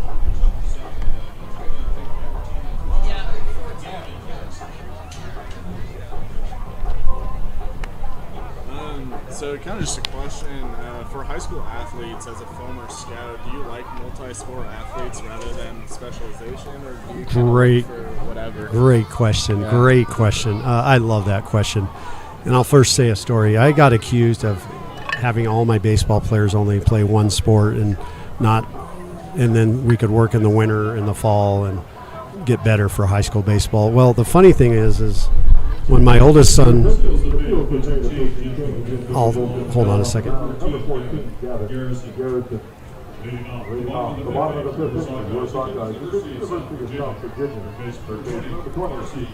So as I was saying, as being accused of that one sport coach, because I think there was a little bit of jealousy maybe from some people because we were winning a lot of state titles. But what the ironic thing was, it was great to see my own son, Cody, come up through high school. And from ninth grade on, he played all three sports. He played football, basketball, and baseball all of his years in junior high, high school. And so there you go. I really do believe in a multi-sport athlete. There's so many advantages for a baseball player to play basketball and get that quick feet and just the explosion. You talk about football and the grittiness and the competitiveness. You get hit, you got to get back up and go. You can't lay on the ground. So I loved my players, to tell you the truth. I loved every baseball player I had that wrestled. Wrestling's probably the best one-on-one sport. It's who's better, me or you, and we're going to find out. And there's no wind or fastball or triple slot X play or zone defense to stop you. It's manu a manu. There's Marcy, a hit up the middle. He's going for his third hit, but with that speed and the throw, he's got a scorekeeper. Give him a hit, please. He has not had a 3-hit game yet this season. His mom's in town. Everybody loves him. All right, they gave him a hit, folks. How about that? All right, getting back to that, though. The 2 sporters, 3 sporters, I'll tell you what. The only problem I have with it in the summertime is, are we wearing down a kid? So when we're asked for a kid to go to basketball practice and then run over to football camp or practice and then go to baseball games with Legion or club ball, parents, be real careful. Be real careful, because you want them to have the love for everything, but when you put too much on their plate at one time, like I'm a firm believer, if you're playing football during the fall, you go play football. If you want to come take some swings on the weekend, great, but certainly don't expect you to. Same thing, with other sports. You got to give and take as a coach. There's Marcy with a delayed steal. He has got his second steal of the night, and that is a record for Marcelino fans. 2 steals in one night. So University of Southern Virginia, coach, if you're watching tonight, we taught him some things. Booyah.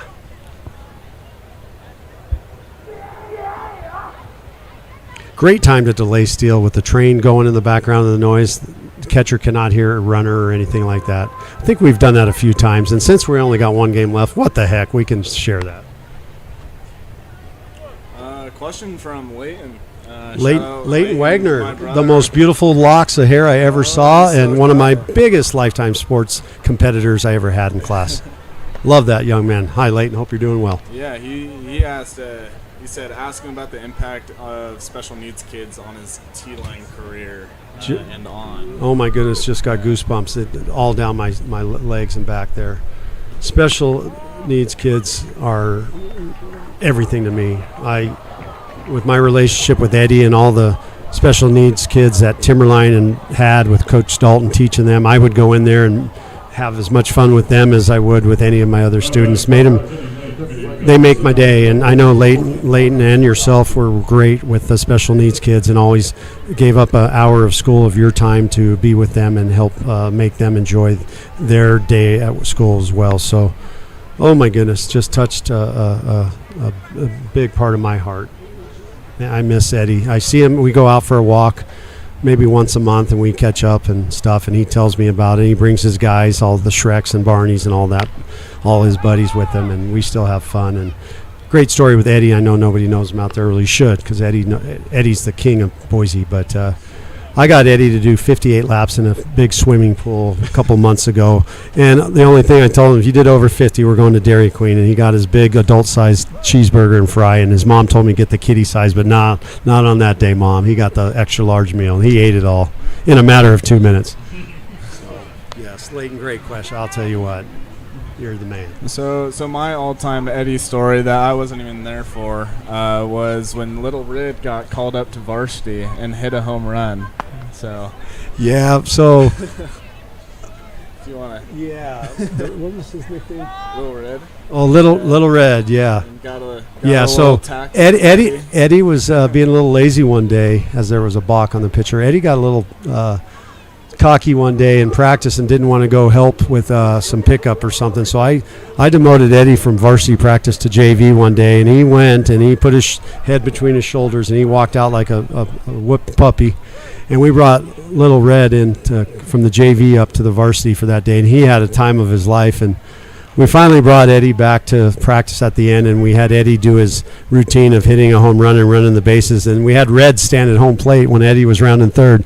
Red had a catcher's mitt on with the ball, and Eddie went in full force and trucked him, knocked him out. The ball came out, and Eddie almost wanted to stomp on him. That varsity was his deal. So not only did Eddie show his competitiveness, but he learned a lesson that he better act like a varsity coach. He was good on the road too. Yes. During Legion Ball, we had a tournament in Montana. Eddie was great on the road. He would do everything for us, and then he would go out. And Eddie signed his contract for the Gems one year, and in his contract, every game he got 8 Otter Pops and 2 cheeseburgers, and he was done. Didn't have to give him any money. He just worked for the burger and the Otter Pops. There you go. All right, so here we go. Sorry for yakking so much. We got the bases loaded, folks, with nobody out. We got Yushgupta batting here. Can't say anything bad about this kid. Only thing is he just put a run in, he got hit, and he's a Giants fan, so suck it up. But bases loaded, clear, scores a run with that hit by pitch.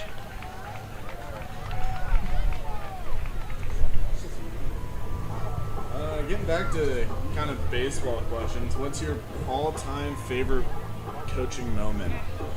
Oh my goodness. Yeah. Okay, all-time coaching's moment. There's been over 1,000, but my most favorite moment of my coaching career was May 18th, 2013. We won a state title, and both my sons were in the game. One is a 9th grader and one is a senior. And Cody came in and closed the game after pitching on 1 day's rest after throwing a one-hitter the first game of the state tournament. And Parker made some great defensive games. Jem plays on defense, has a 9th grader, and had 4 hits in that state title game. Now that's the father side of me. But that photo of us 3 together is sitting on our wall. And May 18th, 2013, as a father, as a coaching, it might be actually that same high school year where we were 1-7 in league, hosting our district tournament, and pretty much looking like we weren't even going to be in the tournament. And we turned it around with some great players. One of them is playing Major League Baseball, Michael Stefanik. And we went from 1-7, scraped our way into districts, swept districts, and then that 1-7 team swept state, and we ended up winning the state. And that was that May 18, 2013. But wow, so many different moments. I guess maybe our first Legion State Championship that I was fortunate to coach in was great. And then, I even was fortunate to coach as an assistant girls basketball coach at Timberline and win a state title with my niece and so many great girls. And man, you got me thinking back to 1988, so there you go. Great question. I appreciate that. Thank you. Of course. With coaching your kids, I know there's a few guys around the valley that's done it. Coach Rass, Coach Swagger. How did you kind of go about coaching your kids and trying not to treat them any different? But how did you kind of get around that? Well, I tell you what, I didn't treat them different. If anything, I was harder on them. Probably the best compliment I had was when I was coaching the Walla Walla Sweets as the head coach, and I had my son Parker on the team in Walla Walla, and the last week of the season, one of our players figured it out. Oh my goodness, Parker's your son? And that's how we hit it. I mean, there was no father-son on the field ever, not one moment. And Parker and Cody will be the first ones to tell you that. You got to separate that because it's not fair to the other players in your program because, and people can question coaches like Rass or Coach Snide at Mountain View. They have great ball players and all these other coaches that have done it with their sons. It's tough. It's a tough time on the coaches because if your son makes one error, it's like another kid's son making 5 or 6, meaning they have to be almost perfect. And, I didn't, my wife was very good at hiding the complaints if there was from the stands about that. But I do know there was every once in a while some grumbling. Oh, there's another base hit by Hunter Christensen, which should score 2. With Takahashi being so fast, and he won't even have to slide. So great job, Hunter. But yeah, it was great. I mean, obviously, you're going to get gripes wherever you go. There's only one person on the face of this earth that was ever perfect, and that's the guy that could walk on water. So there you go. Well, you've gotten a few more love comments. This one's from Ty's dad. Thank you, LP, all coaches in the Sockeyes organization for all you do for these players. Ty's a better man because of his association with the team first class. So I believe there's a couple more over there as well. Well, thank you, Mr. Martinez. Coming in. Well, I'm the recipient, and I get the gift of parents like yourself and all the other Sockeye parents that have raised their kids right, and they've taught them what's right and wrong. And fans listening tonight, seriously, I'll get back to it. We don't have a problem ever on the road. I never have to worry of a complaint at the hotels. Nothing but compliments. So thank you, Mr. Martinez. It was greatly appreciated. And I've had the privilege of you handing your son off to us for 2 summers, and who knows about next summer. Awesome. So another comment from the YouTube, I believe was from Miss Takahashi. Who is your biggest influence in baseball? Wow. I'm going to go back to that question when Tom Brady was asked at the Super Bowl. And that biggest influence on me was my dad. I grew up at Dodger Stadium, and that was because my dad loved baseball, and he would take me all the time after working long hours every day. We'd go to Dodger Stadium, and then he was an athlete. He had the opportunity to go to the University of Tennessee as a quarterback, and the military got in the way. And but then watching him when I was growing up as a real little kid play baseball and men's fast pitch softball, seeing how he competed. So my dad, great question, thank you. And then my mom too. She had the love. My dad had the grit. Oh, Grady Daniels pinched hit, and this is going to be a tough one with 2 outs. It is going to be caught. Great catch by the second baseman there. Yeah, definitely. Have a great weekend. Thank you. See you next week. Bye. All right, thanks. All right, take care. Bye, everyone.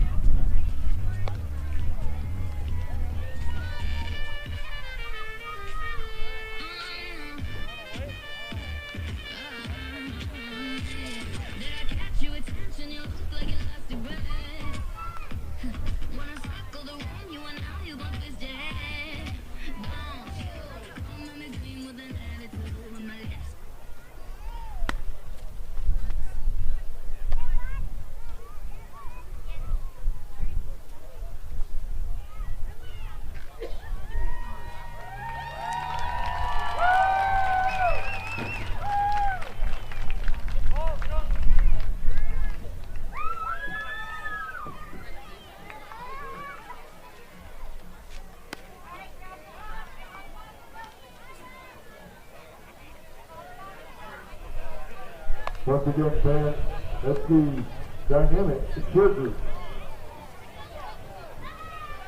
The Sockeyes have made a 15 change in from the bullpen and now on the mound. Sitting still can't fall, Community College. Number 10, Keegan Ayers.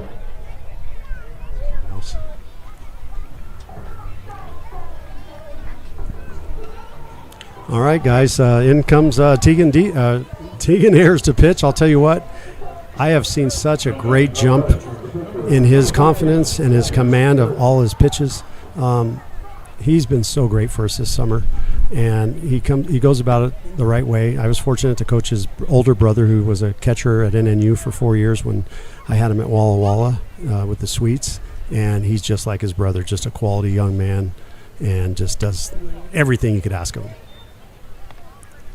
All right, guys, here we are, 10-1 in the top of the 6th inning, 2-0 count.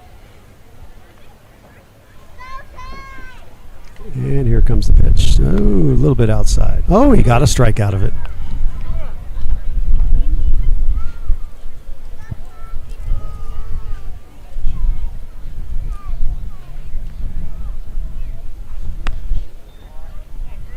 All right, Coach, it sounds like you have the best shoes in baseball history. What are your thoughts on that? The best shoes in history. Somebody type that in? Yeah. I'll tell you what, I really appreciate that. Bad bow tie, number 47. Bad bow tie, you are the man. You can see style when it's out there.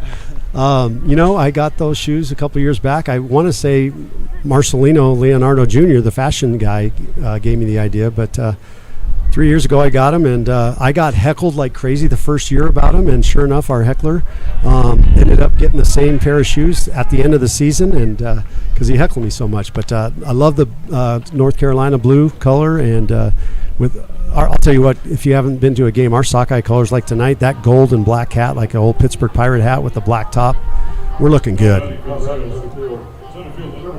Another question from the comments section. If you could build your dream umpire team, who would it be? I'll tell you what, the best quality an umpire can have, and I mean this sincerely, is how to communicate with a coach. And, one big thing for me, if obviously anytime, and this is the truth, anytime I've ever went out and argued a call, I thought I was right. I never would go out to argue a call to embarrass an umpire. But the one thing I love about an umpire is how they communicate with you. And if an umpire looks at me and says, you know what, I might have missed that call, I'll turn around and walk away, and I have nothing left to say to him. I just really admire about. But as far as the best umpire crew, just guys that love the game, keep the fast pace of the game. It's not about them, it's about the game itself, and that they don't get noticed by the fans. And when you're that umpire, which we have a lot of great ones in the Treasure Valley, it's a joy to have them work your games. Oh, there's ball 4. All right, guys, we got a 10-1 score in the top of the 6th with 2 on, nobody out.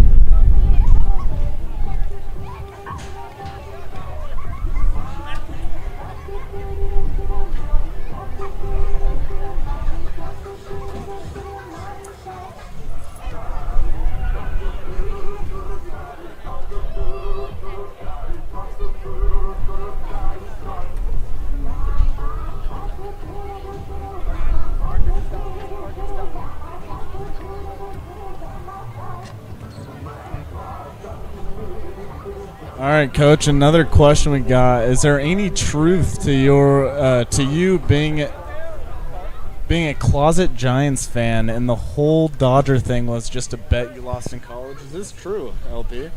How about it? Shortstop. Okay. Boy, I'll tell you what. I love that question. You know, thank the Lord there's a God above to be able to put up with the San Francisco Giants. You know, I'll tell you what. Actually, I love that rivalry. You know, the Dodgers-Giants. I'll tell you what. I have some serious Giants fans, and they know I'm a diehard Dodger Blue fan. I'll be the first guy to text them. And I remember in the 2010, 12, 14 years, they would get a text of congratulations from me because they're the best team in baseball. But that was a long, long time ago. Well, there's a base hit, and Hunter Christensen's coming up firing. The play at the plate. Oh, he doesn't relay it, and he slides in safely. No, I absolutely love the rivalry, just like Dodgers-Giants, Dodgers-Padres now, Yankees-Red Sox, and the list goes on to those teams. No closet fan. I would say the only time I'd root for the Giants is if they were playing the Yankees.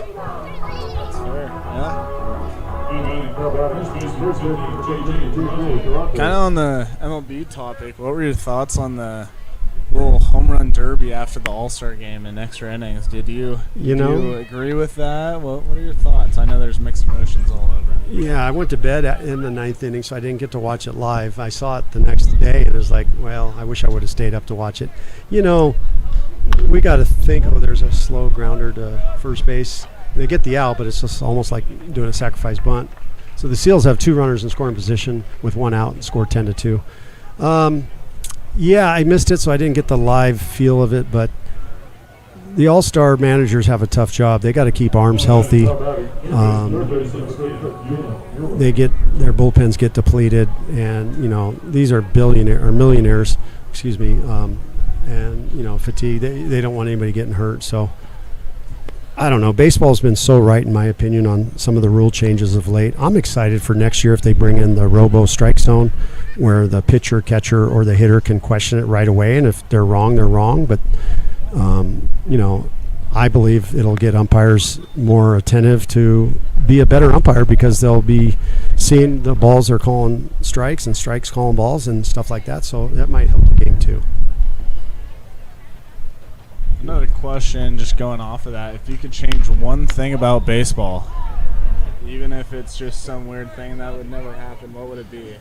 Even bigger bases, juice balls, steroids legal? What are we thinking? Oh, I'm so glad they got steroids out of the game. What would I want to change now? The current thing now? Just whatever you could think of. Holy cow, I sure like baseball and the way it's played, but I love how they did the speed up rule. I mean, it's just keeping the average to below average baseball fan more engaged. I don't know. I'm sure there's something I can in the back of my mind, but I'd have to think for a moment on that. It's a great game. It's a chess match, and people that don't know baseball, I can see there's so many little things. I'm learning things up here, sitting up here tonight, watching my players play the game.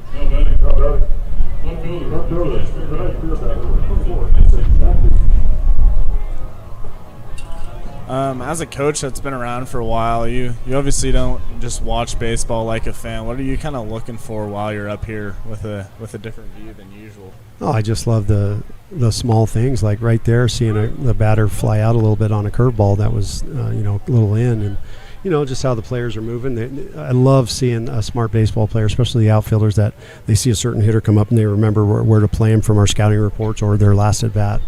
But being up here, I can watch the whole field, and I'm not just watching the hitter hit the ball to where it's going right when the ball is being pitched, so I don't have to stress about that. That's what we're paying these assistant coaches for, I guess, tonight. But, there's a nice fastball strike, outer side of the plate. So we got 2 strikes, 2 outs, big bat here with 2 runners in scoring position, so we'll hopefully see Teagan come. But, learning a lot, see some guys out of position a little bit where I can possibly, if I can remember to talk to them a little bit about what I've seen up here tonight. So, so this is a blessing for me to be up here.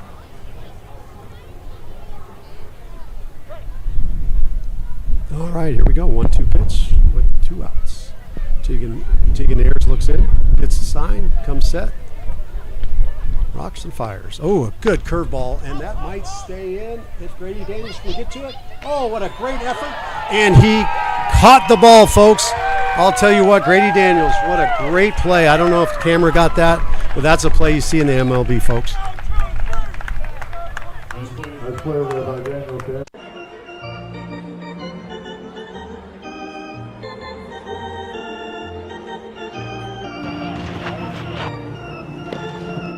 Swing and a miss. I had the perfect house and I lost it. I can't believe this. I'm not going to be able to do it again. Jody, it's okay. The market's really tough right now. It'll be okay. Are you crying? No. You can't cry? There's no crying in real estate.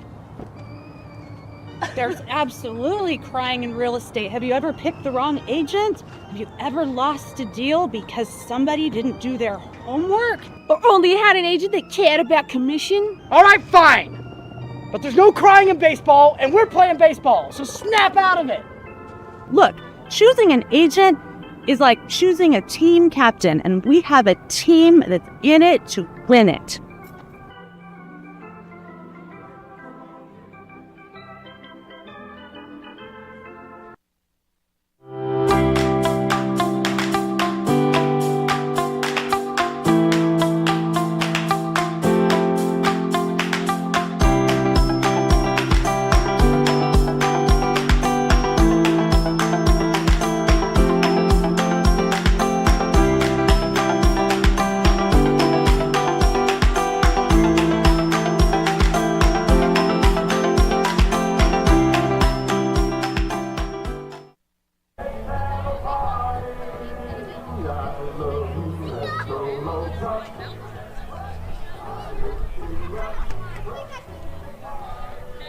Leading off the bottom of 6th inning for the Sockeyes, the University of Portland, the catcher, number 55, Holman.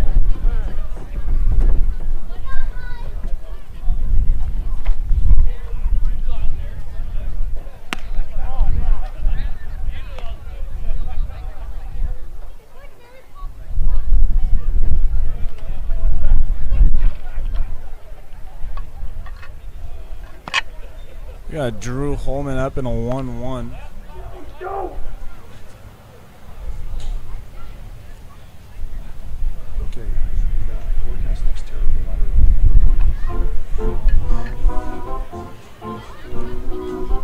The forecast looks really bad now.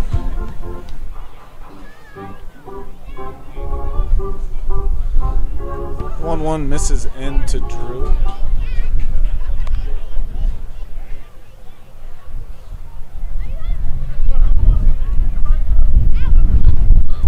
Wind's blowing hard right now. Big lefty Drew up.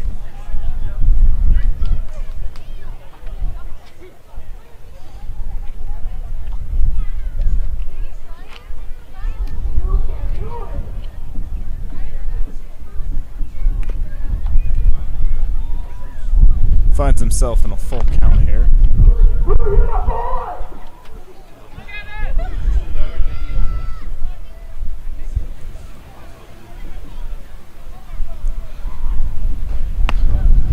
Coach, how hard is it to change your approach as a lefty here when you just see the wind blowing out, ball gets big? What do you kind of tell these guys to try to not be home run happy? If you think about it and try to do it, it's not going to happen.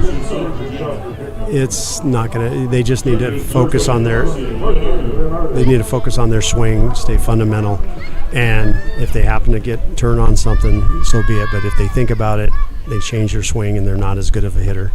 Here's Marcy up. I'll tell you what, he's got a chance for 4 hits tonight. And if that's the case, and he comes back next year, his mom's moving to the United States and going to live here. So we're going to do the Mercy.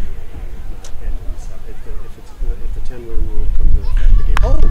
That Marcy hits a fly ball. The wind's not blowing out to left, but it gets out of here.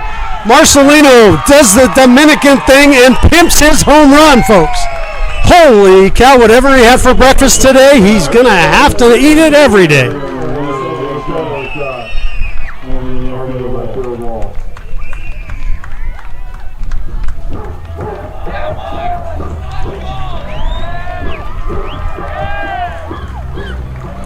I'll tell you what, folks, 4 for 4 with 2 stolen bases today. My goodness, have a day. Well, not to mention that ball was not wind dated. No, the wind's blowing to right at all, if not it. So here's Dallas Cummins, our speed racer on the bases when he gets on. So he is a possible 10th run because we will have a 10-run rule in effect if we do with the weather and all. So hopefully Dallas can get on base and make some things happen. He showed bunt but pulled back.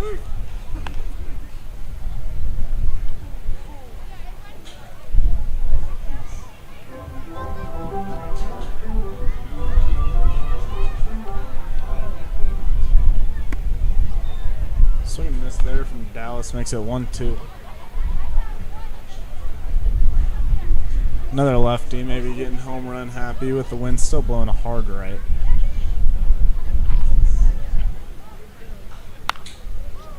Count stays the same after the foul ball.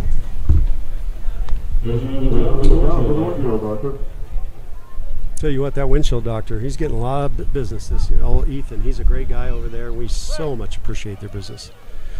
All right, folks, here we go. We got a 1-2 count on Dallas Cummins. Here comes the pitch. He gets a curveball, and it is fair. Holy cow. That was a fair ball, but umpire didn't see it that way. Casey Daniels said, "What a great home run call." Way to go, LP. So I don't know you're how natural. I did it. I appreciate Casey Daniels out there. If you talk, there's a baseball fan right there. I'll tell you what, he loves the game of baseball. He eats and sleeps it. All right, Dallas, after having, in my opinion, a blown call, has another pitch coming to him. Still 1-2. That would have easily been a triple, folks, with his speed. Up, chased a fastball up, strike 3.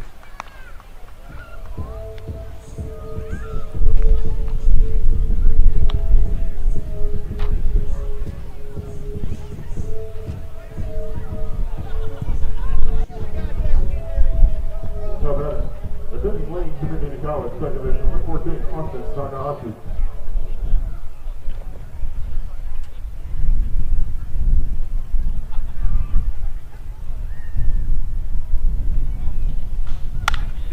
There's Austin Takahashi with a hit. Hard ground ball hit to the 4 hole. All right, LP, what would you say the hardest part of coaching a summer ball team is? The hardest part of coaching a summer collegiate team. Oh boy, great question.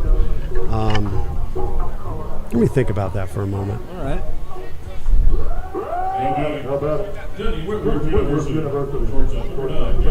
The hardest part about coaching a college summer team is for 2.5 months, 2 months and a week or whatever the time frame is you get close to these players. These players, they grind together, they work together, they share hotel rooms together, they share bus rides together, and you do all this for such a fast-paced time. And the hardest thing for a coach and players is then they got to say goodbye.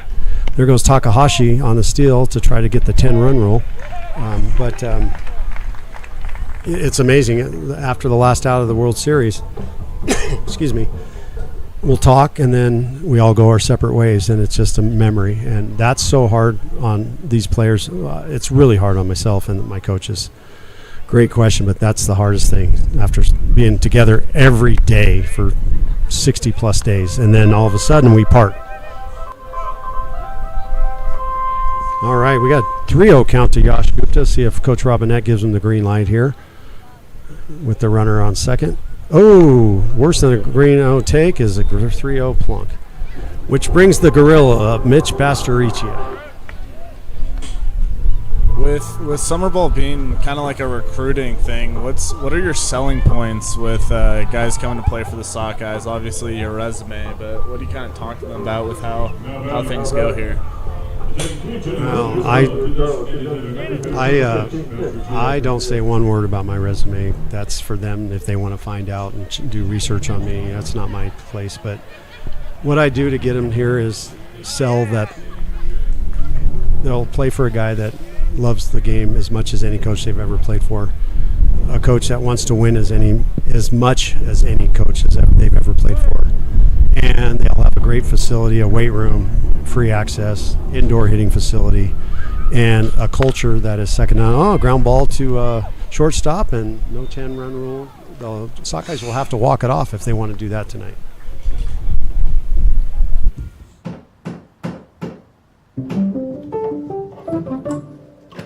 Hi, Mom.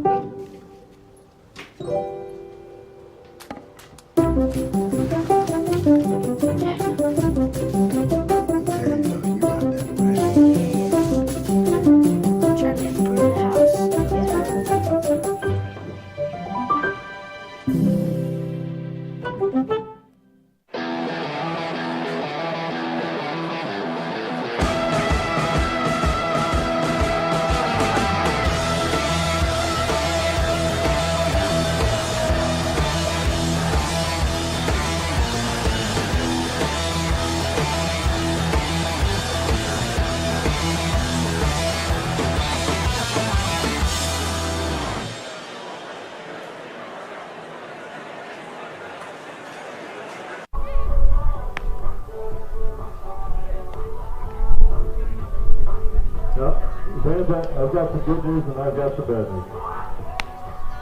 Good news is you still have the drill going and we still have alcohol sales.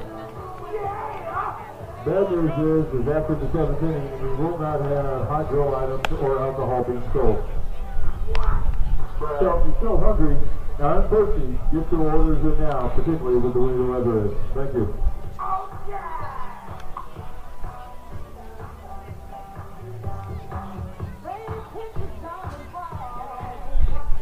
All right, folks. Tegan Ayers gets the ball again here in the top of the 7th, so hopefully you can have a quick inning. We can get a chance to walk this game off. There's first pitch fastball strike up the middle. Yoop making the play, makes the throw. He's going to be safe, folks. Beat it by just a hair.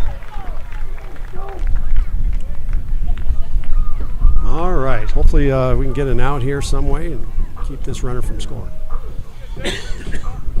Yasha Whitworth guy. A lot of people don't understand how good those D3 programs are. You kind of want to talk about how that D3 level is still. Absolutely. It doesn't matter what level you're at. Obviously, the biggest and fastest and strongest or hardest throwing guys, most of those guys go up to the D1 level, but D2, D3, let's just talk about NNU. NNU right now, they have an opportunity. They want to go play some D1 schools. They're going to have success.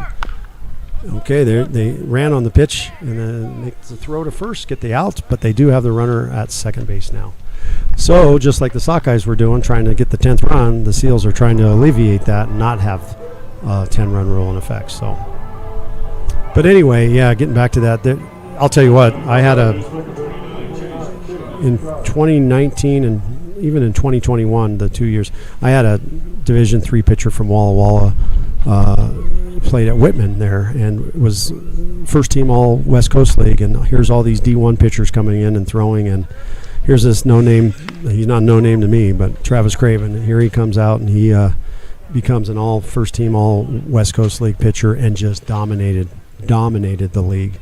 And so it's not the number behind the D, it's the size of the heart that's inside the uniform.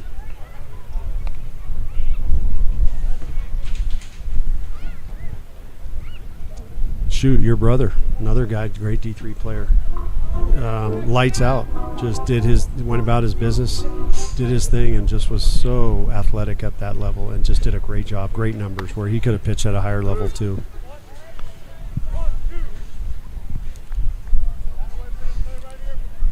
With you, I know just some background stories of you helping some of these guys with recruiting. What do you kind of talk to those recruiters about when you're introducing these players to them? There's going to be an easy play. Oh, Grady bobbled it. Darn it. He dropped it he was trying to feed it to the pitcher to get the out.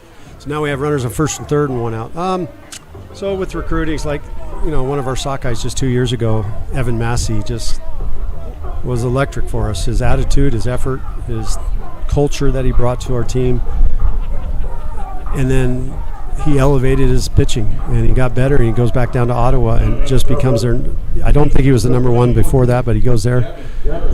And then he's done playing ball. But I remember a guy that could throw 90, 91 miles an hour and threw from the side kind of like a Chris Sale, and what a great teammate he was. And I made a phone call to a friend of mine that we used to scout with the Atlanta Braves together with, and he was coaching independent league team in Grand Junction, Colorado, and said, hey, if you need a pitcher, I got a guy for you. And he went there last year, and it took him a while to acclimate to that level, but he ended up being one of their best guys. And I love helping. That's why I got into coaching back out of when I was done playing college baseball. I didn't feel I got as many looks as I wanted to when I played, but one thing I said to myself, I want to give back to every high school player that I had the opportunity that I wanted, and that was the exposure and the coach working for the kid to get to where they wanted to go. I mean, one year we had, in 1999 at Timberline, we had 3 kids drafted. We had 14 go on and play college baseball off that team. 2 or 3 of our pitchers didn't even throw more than 5 innings, and they got junior college scholarships. And that's why I do what I do, and that's wanting to get players at the highest level. That's what I wanted from my coaches when I was younger, so I wanted to be reciprocal doing what I wanted when I was them.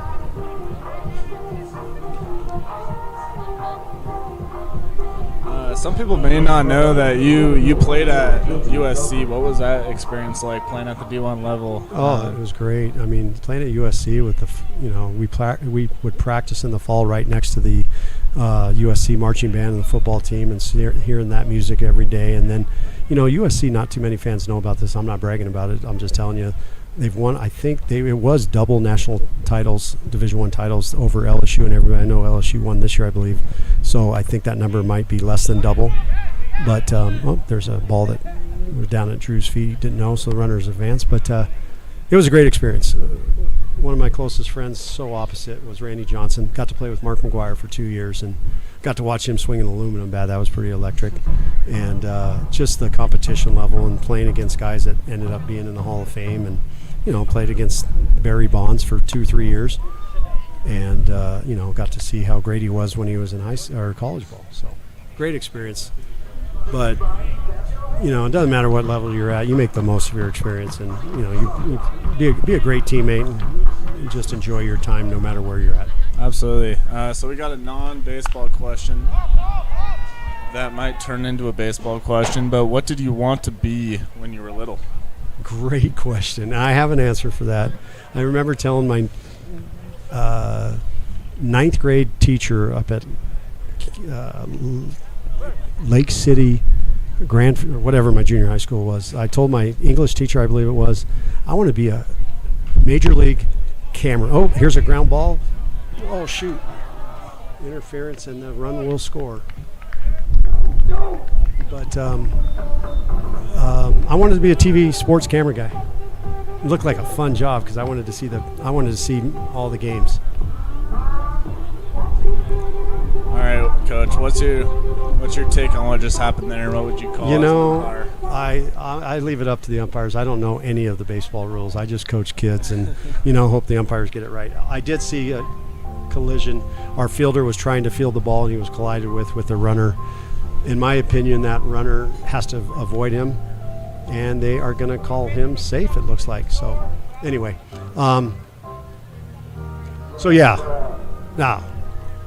Tough break for the Sockeyes there, as the Seals score are only down by 8 runs now.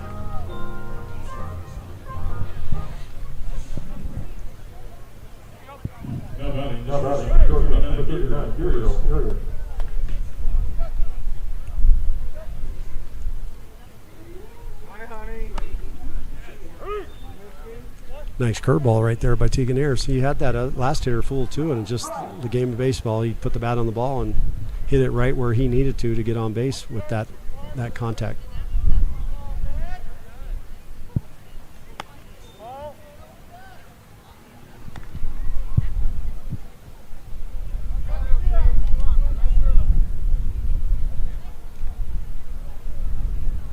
Cam, I've really enjoyed being up here with you and in the box. It's just given me another a very well hit ball, hard, and our left fielder is right there. But I'm going to go down and be with the guys. Sockeye Nation, thank you for putting up with me for quite a few innings, and look forward to having you come out tomorrow for our 1 o'clock ball game. Thank you. Thank you, Coach. Parma Ridge offers a gourmet casual experience where patrons enjoy handcrafted estate wines, fresh local cuisine, and site-produced beer.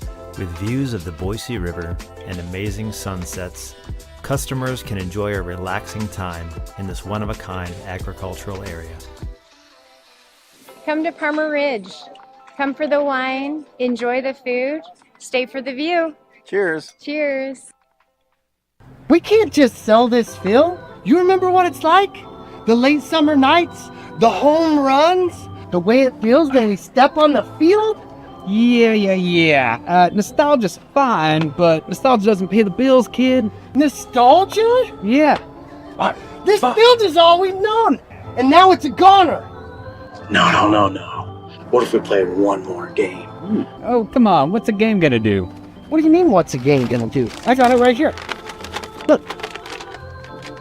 Clause 18B. If a championship game is hosted here, the town council has to evaluate the sale and consider the best proposal.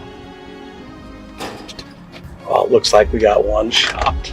Not just for our buyers and sellers, but for this whole town and everybody in it. Let's swing for the fences. And remember, kid, there's heroes and there's legends. Heroes get remembered, but legends never die. Let's go make some legends. Let's go.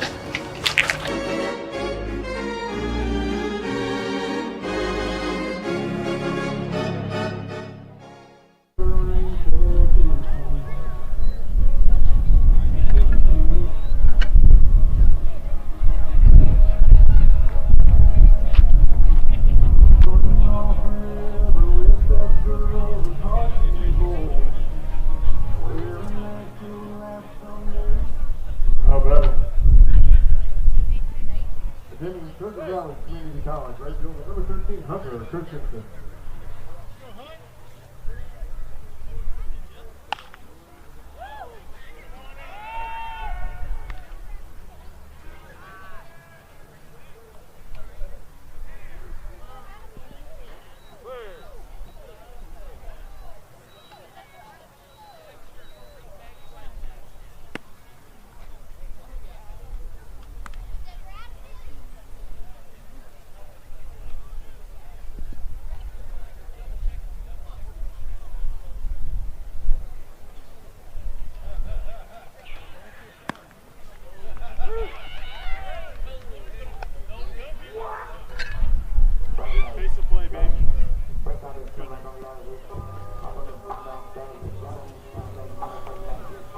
That strikeout brings up number 5, Drew Stevens.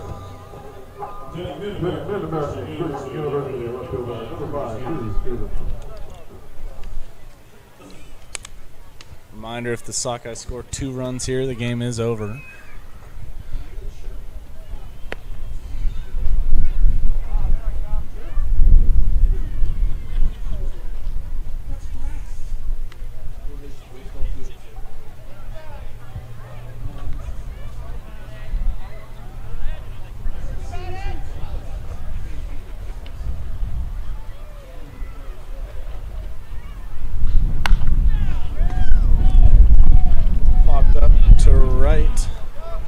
And he did not see it. That's going to fall for a double.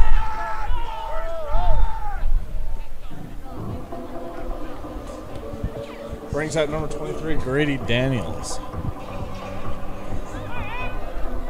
The wind is blowing hard right. If Grady puts a ball in the air here, could do some damage.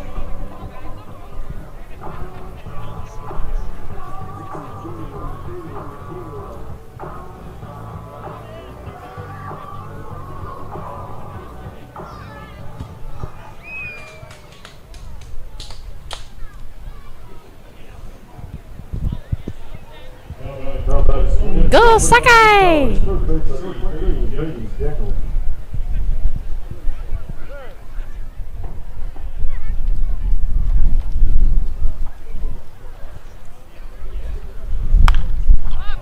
Foul ball.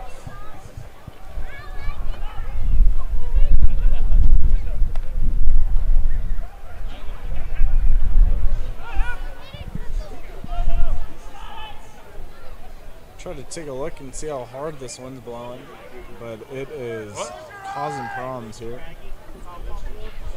They're probably not. It's just blowing. It looks like you can see on stream how hard it's blowing. Might not even be doing it justice.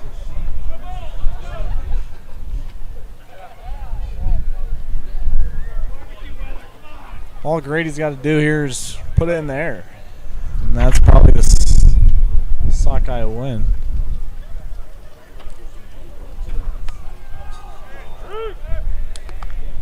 As it's now an 0-2.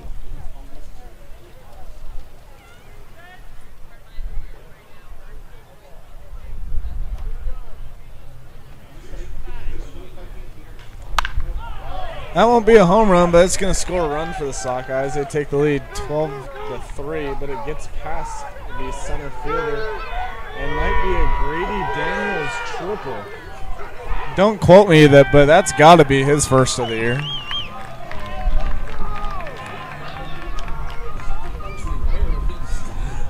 It's definitely not going to be a triple in the book, but to me, it's a triple.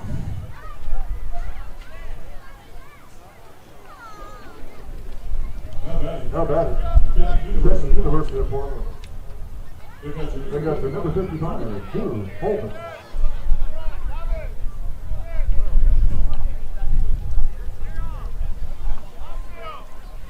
Number 55, Drew Stevens up, winning run on third.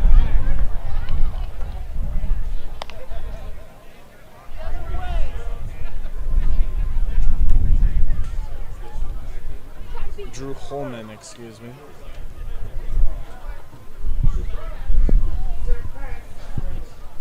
And that'll hit Drew. Puts him on first. If anything, help the Seals out there. It's a double play. Possibility. Looks like that might get filled in as a winning is on third. Brings up number 20, Leonardo Marcelino Leonardo Jr. Sorry, Price has been doing this for me today, so.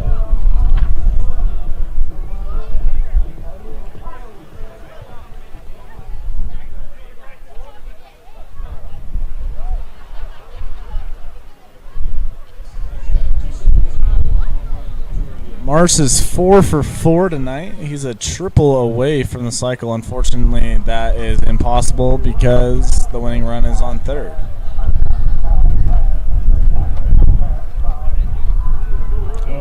The middle infield is in double play depth. Corners are in.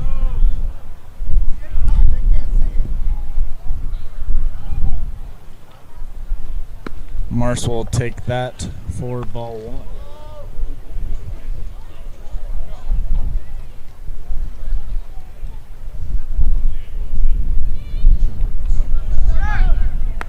Runner goes, no attempt. Takes away the double play as the middle infield will come in, try to stop that winning run from scoring.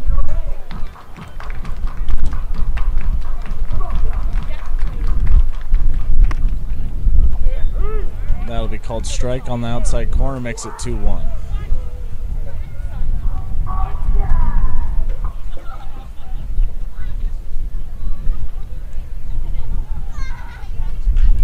Ground ball, the throw to home will be, well, he thought it was a force, so that'll be the winning run as he's going to be called safe. And that is a weird way to end it. All right, folks, Sockeyes win 13-3. emergency rule